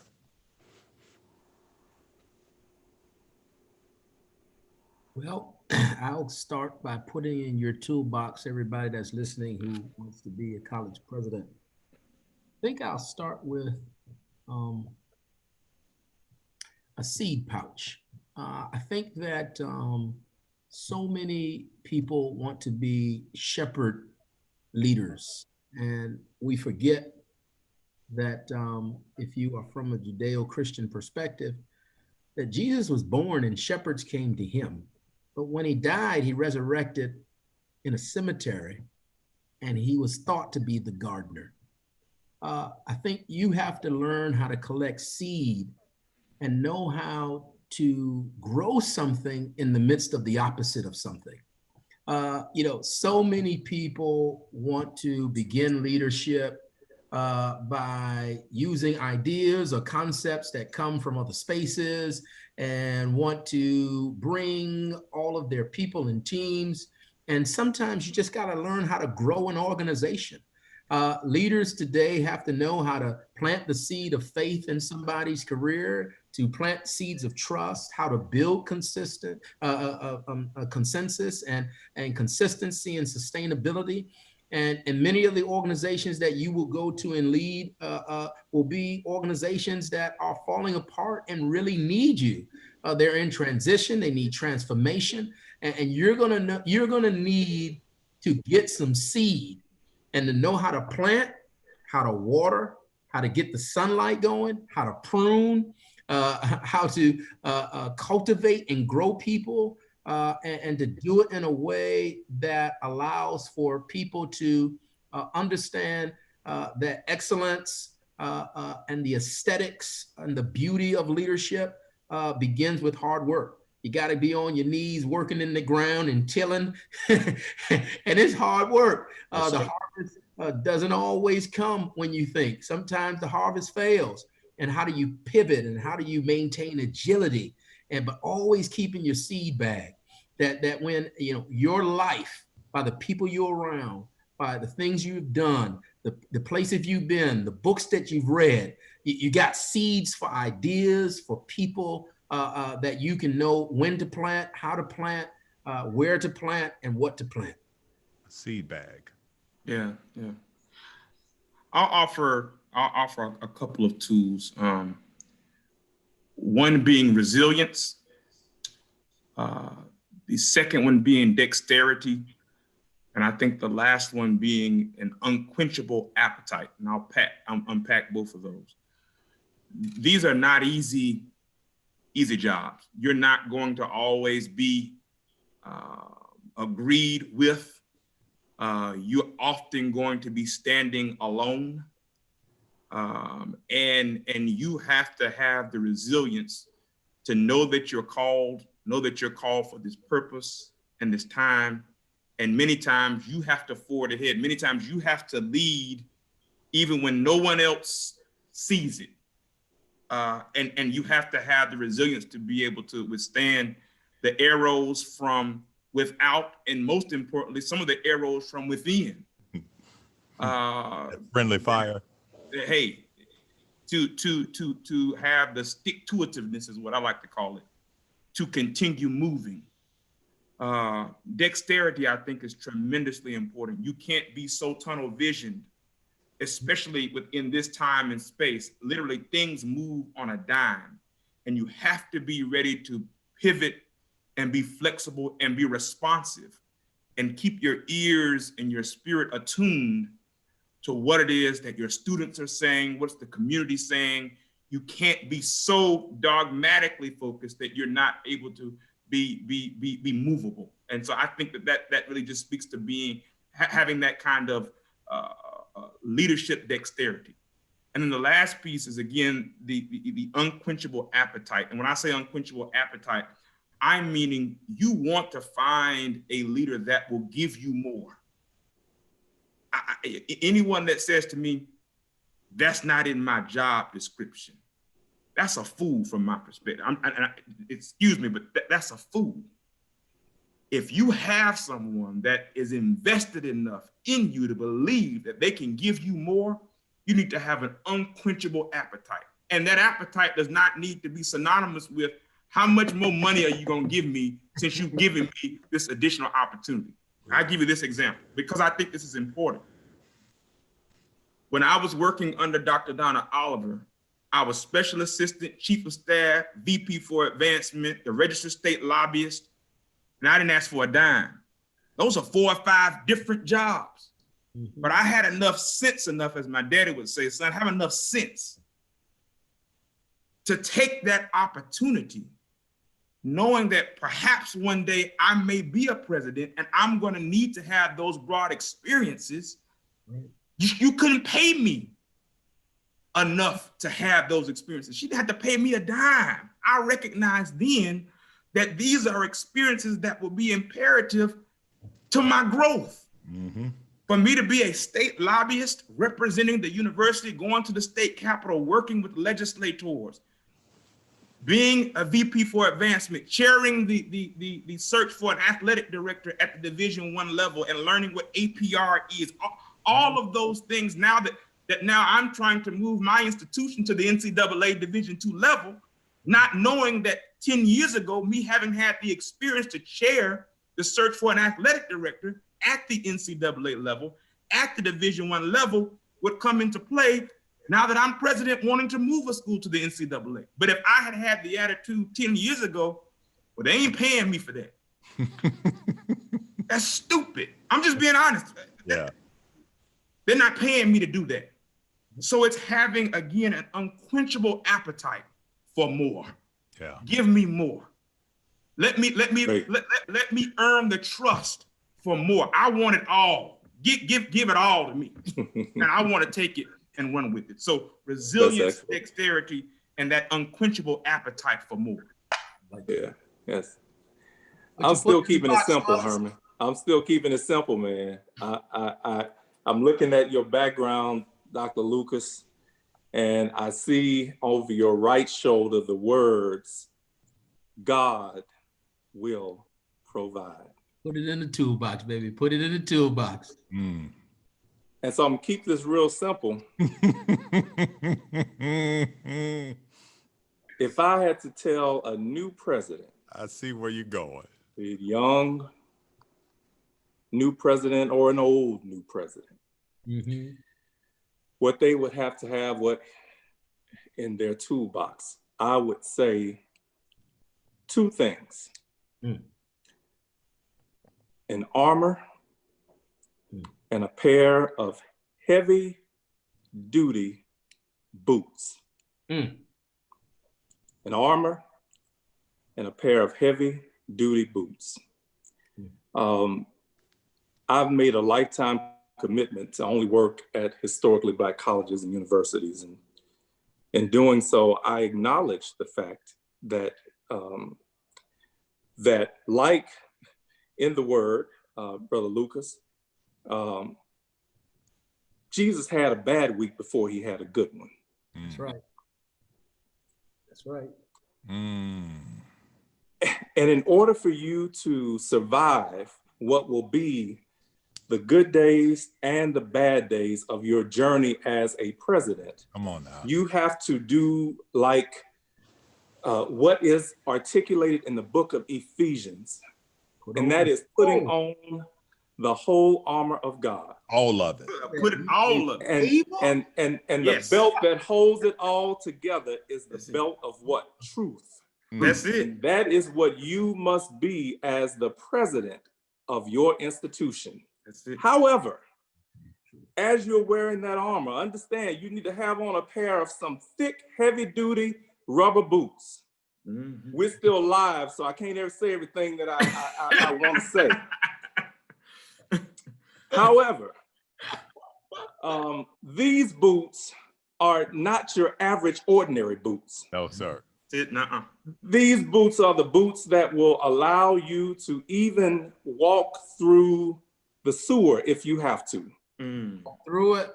Mm-hmm. My journey has been, and my going on, ending my 6 years and going on 7, it has been a great journey. I love Philander Smith College. I love my students. I love my faculty and staff. I love my community. I love my alumni. I love it all.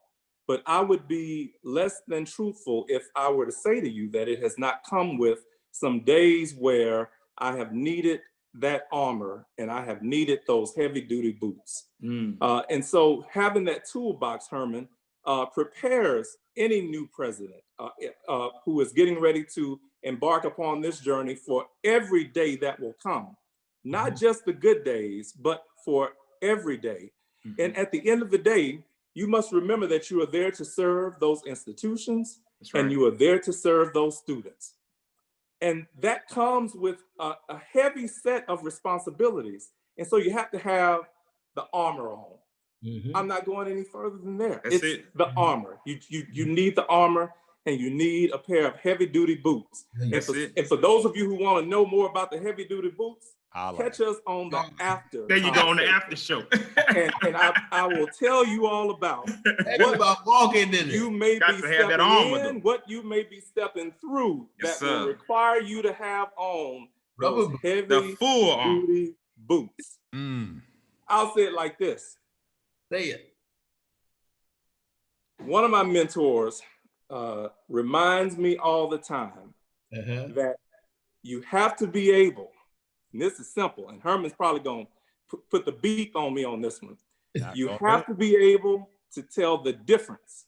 Yeah. Oh my goodness. Don't say it. Chicken shit and chicken salad. That's it. Love it. And if by chance you mess up That's right. and happen to walk into some chicken shit, guess That's what? right. You got on your heavy duty Booty boots, boots. and you just walk right on through it. That's my contribution to that question. That's I'm about to That's get up it. in this room and man. run around a little bit. All right You now. brothers have really blessed me tonight. Looking over your Yes, shoulder, yes, Brother Lucas, yes, it says, Yes. God will provide. We'll provide. That's it. I'll tell you something. I think Hey, you have something, that time? Lucas? Man, I'm just saying. I mean, I think that if I was throw one more thing in there in that toolkit, man, you gotta have a list of people who you can call on to encourage you. Yeah. Yes. Yeah, Yeah, absolutely. yeah. Without this circle right here, all of Yep. y'all who want to be leaders, man. Yeah, I agree. You You ain't want to making- live your leadership so that when you have some people to call on, Mhm. people to encourage you through these moments. And Yep. I mean, Got we to have it. got husbands, we got wives, you got family. I know, I got it. But you need somebody who's sitting in your seat. In your seat. That's Absolutely. it. That's it. Knows what that seat feels like. That's it. That That's you it. can call on, you can say, "What you doing right now? How you doing this?" That's it. Or you can just talk about That's something. it. Yeah. Man, put us some lists of some trusted friends, man. Circles Yeah. of support. Yeah. Right. VP page. Yeah. Anderson says That's on- critical. It's And imperative. this Put a list of list some is people you trust in them. this list. And Herman, and that's the thing that I love about those who came before us, the Haywood Stricklands, the Beverly Hogans, the Dr. J. They were a close-knit fraternity Yes. of presidents, and they had each other's backs.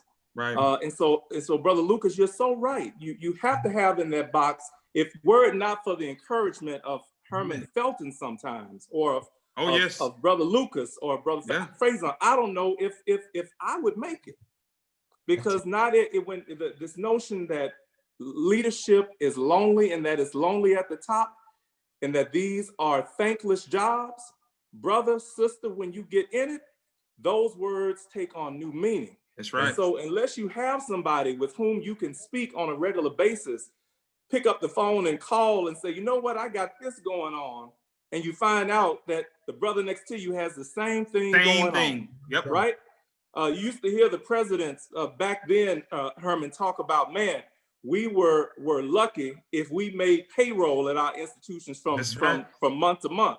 Right? Well, there is a modern day version of that language that we have today, right? that we know. Absolutely. Again, I keep pointing to those words over your left God shoulder. will provide. We know that telling you, God they prophetic. will provide for these institutions, because these institutions are grown out of a blessing that God gave to our people when he was delivering us to a land that was, let me tell you, Hey, I know we're not in church. I know we're not in church. However, two are gathered. There you go. Wherever two or three are gathered. Let me tell you, when you think about the origins of our institutions, and what they provided for our people at a time, when it was illegal, that when they were beaten, when they were killed for taking advantage of these educational opportunities. And yet 150, 175 years later, these institutions are still standing, but by the grace of God. That's it. And he has blessed us to be the leaders of these institutions. Right. This is a blessing. And I don't take it for granted any day. Any day, this is a blessing from God. And I thank him daily for providing me. I'm in my dream job, Herman. Amen. Yeah. I am in my dream job. Yeah. If I died and went to heaven on tomorrow, I would say, thank you, Lord, for allowing me to arrive to my dream job that I know that you ordained me to be in. And I just, I'm thankful. I'm thankful for health, Herman. I'm thankful for what you provide in this organization. to provide that brotherhood and that sisterhood for us to come together. Thank you for being the moderator and the convener of us.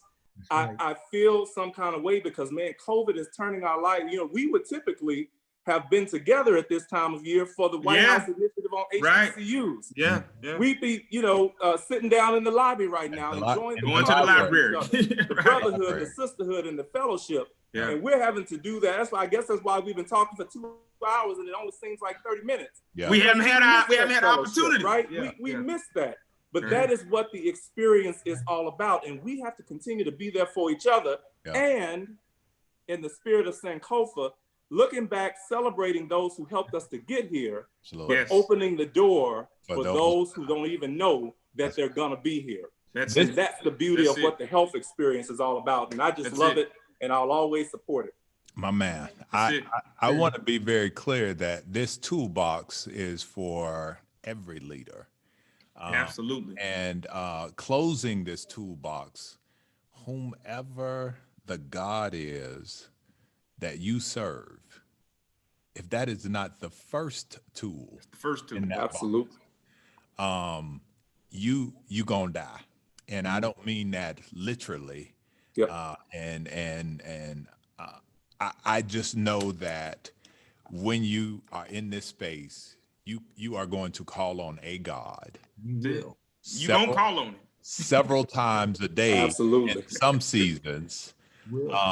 And if it is not the very foundation of who you are as a person, we're not gods. I'm not talking about deity as in who we are. I'm talking about you understanding that there will be some times that the opposition seems to be formidable and undefeatable, but God will provide. Will provide. And if you don't understand that God is the reason for the celebration, your hubris will destroy you. So either way, you're going to meet an untimely demise if you come into any space of leadership without a solid foundation in faith. I think that in your toolbox needs to be one of those tools. I'm going to give you guys what I believe to be a sad thing, which is an opportunity to close out, because I mean, we could be here forever. And I want to say that the nuggets that that fall from our space right now are invaluable to someone.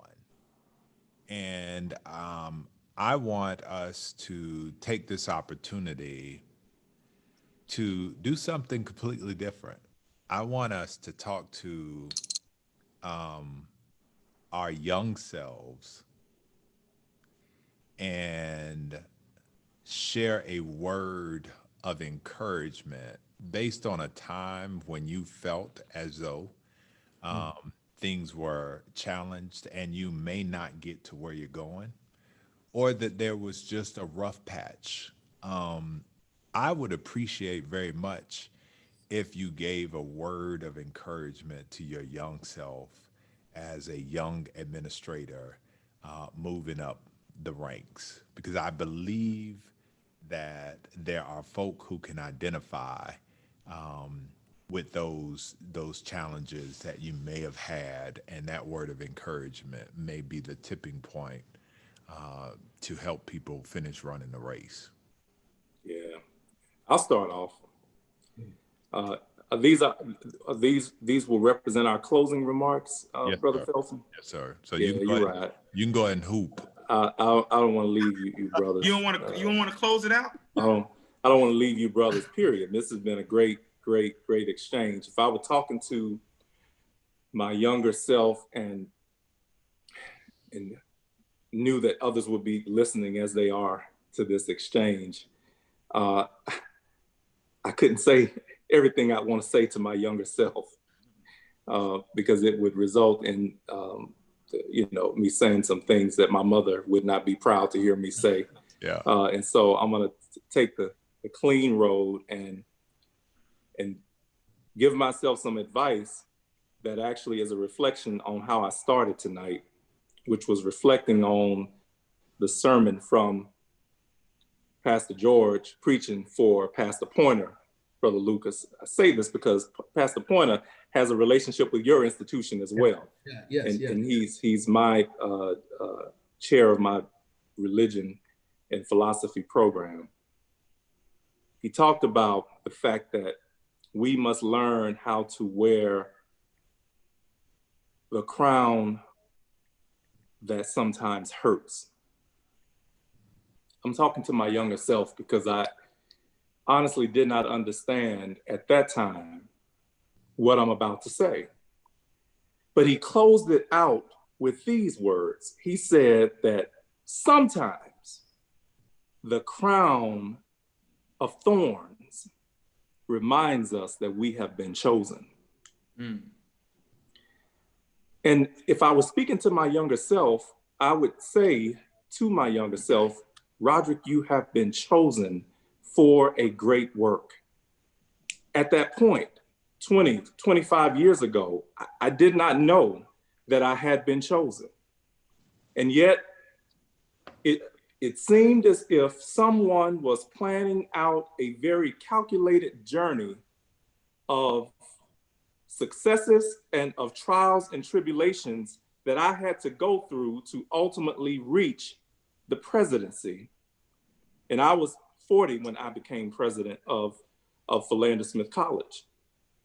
And I wondered sometimes, why was it that God was allowing these things to happen in my life, from professional challenges to health challenges and the like? I mean, it spread the gamut. But at the end of the day, when I became the president of Philander Smith College, everything that I had gone through, it became so perfectly clear to me, because the young folks to whom I was to minister as the president of an HBCU could resonate, understand, and appreciate the struggles and the journey that I had been through.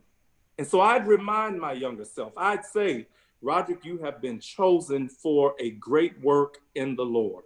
And that great work will ultimately be revealed to you, not in your time, but in the time that God has appointed for it to be revealed to you. In his book, The Purpose-Driven Life, the author says that there are two most important days in a man or woman's life. Happens to be the day that he or she is born and the day that they realize why. On October 1st of 2014, just a few weeks from now, I discovered my why. I was appointed to be the president of Philander Smith College.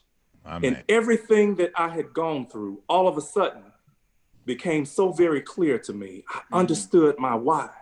The first student that I met on the campus of Philander Smith College was actually at the hotel where I was being interviewed. Everybody knows my journey, my struggle. I had my first kid when I was 14 years old. I ran into a young man who was sitting in the lobby in the hotel with his head down because he had just found out that his girlfriend was pregnant. And guess how old he was? He was 14 years old. Wow. It began to become so clear to me why everything that I had experienced in my life, the good, the bad, and the ugly, was a part of God's plan. And when you realize, my brothers and my sisters, that you are in God's divine plan, there is no better feeling. I'm living my dream job because I know that this is my why. This is what God ordained for me to do in life. And as long as I'm doing this work, I don't care who comes against it. Folks at the institution Folks within your circle, in the community, may be doing everything they can to sabotage your work. Mm-hmm. But what they don't realize is that they are trying to fight the work that has been ordained by God. That's it. And that work, as long as I believe in his word, says that not that the weapons would not be formed. He doesn't say that, Mm-hmm. but he says that they will not prosper. That's it. They who walk in his will. That's what I say to my younger self, because it was a struggle. For the longest I questioned God. Why? Why are you taking me through these things on this journey? But on that day, I discovered my why. A great word. And that's what I would say to my younger self. And that's the advice that I'd give to the aspiring young professional who's out there trying to figure out the why. Just stay the course. My man. Remain faithful. My man. I'll attempt to Push through, bro. Just push through. First, as we close, I just want to thank the good Dr. Herman J. Felton for his vision and the founders of health. I cannot tell you, and I'll be a little open right now. I can't tell you how many nights and days I've rung this gentleman's phone and he never ceases to pick up over the years, to have been invited into this health space where there is a genuine and authentic desire to support, to buttress, to scaffold leaders. You know, I know both Dr. Lucas and I we first met in a health cohort when neither one of us were in the seats that we're in now. And to have built that kind of rapport and synergy, I honor you, Dr. Felton. I honor Dr. Pinkard. I honor Dr. Williams for having spirits that were keen enough to recognize the need for this space. And I think it's important as we close that we pause and say that and honor you for your willingness to give of yourself, not only to me, but of so many that are laboring in this vineyard that we call historically Black colleges and universities. But as I pivot to speak to what I would say to the young me, I have to kind of in the same vein that President Smothers mentioned, Philippians 1:6 says, being confident of this very thing, that he, Yes, sir. which hath begun a good work in you, Zachary. I'm talking to Zachary. He that have begun that good work in you shall perform it until the day of Jesus Christ. Yes, sir. Yes, And sir. I would say that to anyone that has a thought that it may not work out, it may not come through, that if he began the work in you, then that same he, and in my faith tradition, I have to say his name, Jesus. Mm-hmm. That same one, which hath begun that good work, will perform it until the day of his coming.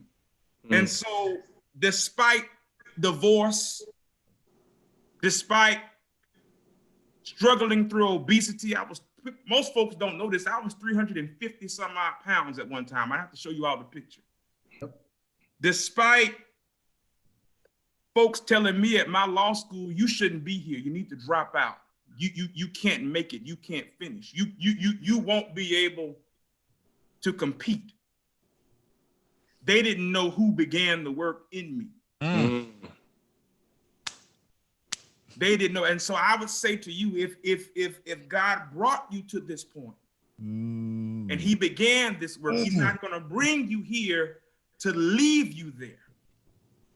So you've got to make sure that you pivot to your faith Pivot to the one who placed that seed in you. That's good, Doc. That's good. And know that if he brings you there, he won't leave you until he's taken you all the way.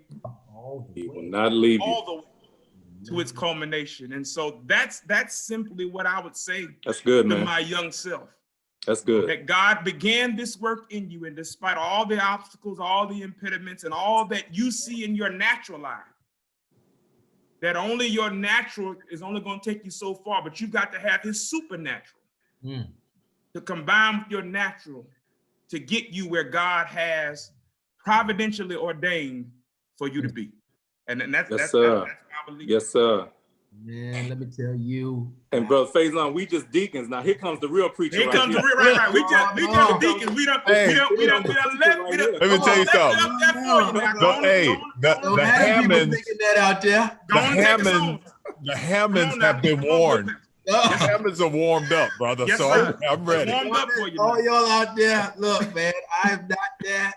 I just tell you, I have to join President Faison and just honoring the founders and one who is here with us, man, who has built in health a refuge for us all to come together and build community. And when all other places wanted to select us and to reject us and to tell us we could not come or afford their space, the Lord put a thought in the mind of 4 individuals to provide a space where the future leaders of HBCUs would arise. Who knew the great work that would come out of that? Not that we are throwing any shade or hate in any other person's organizations. Not at all. Sometimes you just need to go someplace where you don't have to apply. Yep. Just to welcome you. And there's so many people who are running to this rock and this refuge that I'm sorry, everybody, there's got to be a cap on it. That's why you got to do it when the Lord moves, when the Lord speaks to you, move. Yeah. You got to do it. Yeah. Because there are limitations and capacity limitations, not that they don't want to serve everybody. It's just that, chicken is more expensive today than it used to be. Anyway,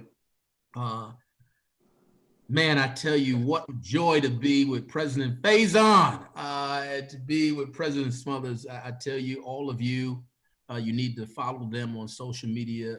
You need to connect with them. Some of you need a new job, and you need to find a place that you can work with some good people. You need to stop procrastinating. You need to leave those jobs with people who are not helping you to become great. You need to go work at these spaces. You might not get paid everything in dollars, but you will get some cents. Sometimes you need more cents than you do dollars, and that's not E-N-T-S, that's S-E-N-S-E. Man, I talk to my former self so many days. Yeah. I do it quite often. And so, Lucas, I'm talking to you again. Hey, don't you resign before resurrection. Don't you go quitting before your day of triumph comes. Now, you know that there's nothing that God does that God doesn't begin with a little trouble. Hey, man, you might not hear people ever say it, but that's why I want to tell you it. Thank you.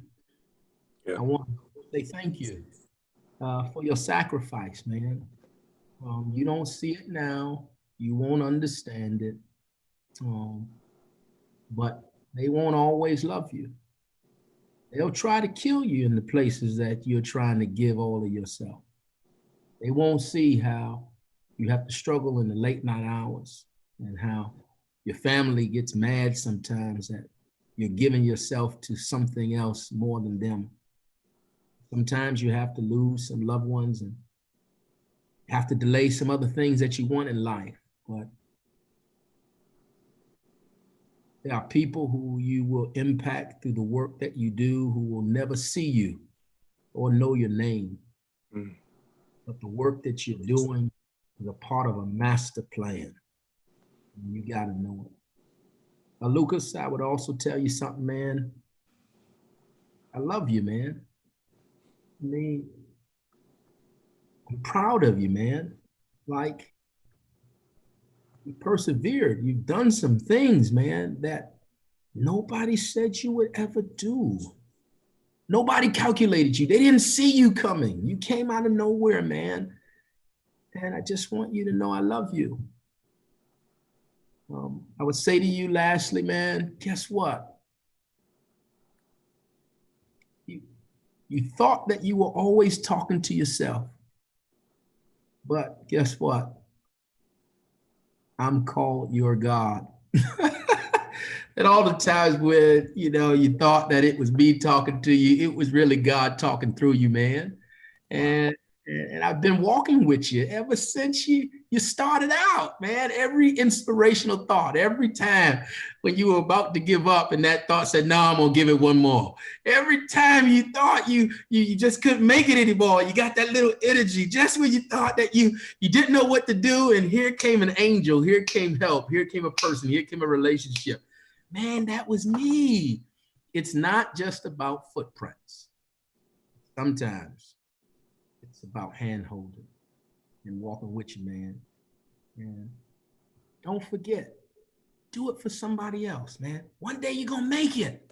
You're gonna make it. You're gonna be everything that God promised. But it won't be worth anything if you're not willing to help somebody else get there too. My man. Yep. So what should be considered great work? As we proceed, God is doing a great work. Is that this work, great work, did not begin with you. God is doing a great work. Well, play the song. Come on, fellas. Let's play Our mother's great work. And fathers, man, I can see God it is doing a great work. just sitting there singing it.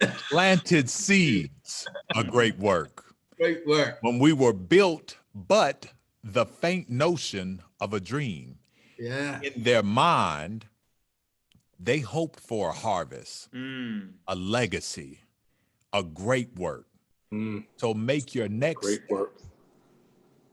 forward. Help us to connect the dots and see that God is doing a great work. This picture of greatness. In fact, I hinder and say that you are his workmanship, his masterpiece, created for such a time as this, for great works. Great work. A great work. Great A work. great work. work. Yes. So go be great. Don't be discouraged. Go be great. Don't you get weary. Great. Keep marching for justice, because it makes us strong in this wonderful world. Great work. When our children laugh and pray and dream and see greatness, Great work. exceedingly, abundantly, more than we can imagine. But let me assure you that it's great, and our God is faithful. Yes, Lord. Yes, you are great. Yes, Lord. Listen, Yes. when I heard you all talking about a good and great work, Brian Courtney Wilson. Brian Courtney Wilson. That's it. Now, this is your came into my inauguration, mind. Felton. This is your inauguration, Felton. I'm trying to tell you, Hakeem, I'm trying to tell you that God planted you at Virginia Union for a great work. Great work. Right? Faison, Smothers, all the brothers and sisters that are laboring in the vineyard right now, I don't give a damn what you think about them individually. Someone, not you, someone saw the capacity for them to do a great work. That's it. Yes, sir. That's it. Manifest itself in a way that you feel as though you deem it to be great, then so be it. If it doesn't, then so be it as well. But you should know, above any and everything else, that there are some conversations that are taking place that all these presidents are having. You weren't there when he told me. You weren't there when I heard him say. Please know that there are some conversations going on in these spaces. That's right. Absolutely. Where people are earnest in their decisions and their desires to lead and lead with faith. I can't tell you how impactful this night has been for me. I started with the dean, the hip hop prayers, and was blessed with him. But even the week, man, it's just been a phenomenal opportunity of engagement for me to be reaffirmed, Time. to know that there are people who are laboring in this space that are not just thinking of themselves, but understand the fiduciary responsibility that we have to make sure that we plow the ground Yep. and pull those behind us, Yeah. so that they too can find their rightful place. We talked about earning your stripes, and boy, did we talk about earning your stripes. I'm forever grateful for what you brothers do, what you mean to me, what you mean to this space. And I have to say, on behalf of the founders, that we are just grateful, man, for you guys being here. Roderick has been with us from the very first institute. Wow. Yep. And if it wasn't clear what Faison said, they were at an institute that Roderick spoke at when That's they right. were Yep. DPs. I'm not going to tell you that Hakeem was late to every session. No, he wasn't. He wasn't. I just give him a hard time. He showed up at 7:59. He wasn't. He got there.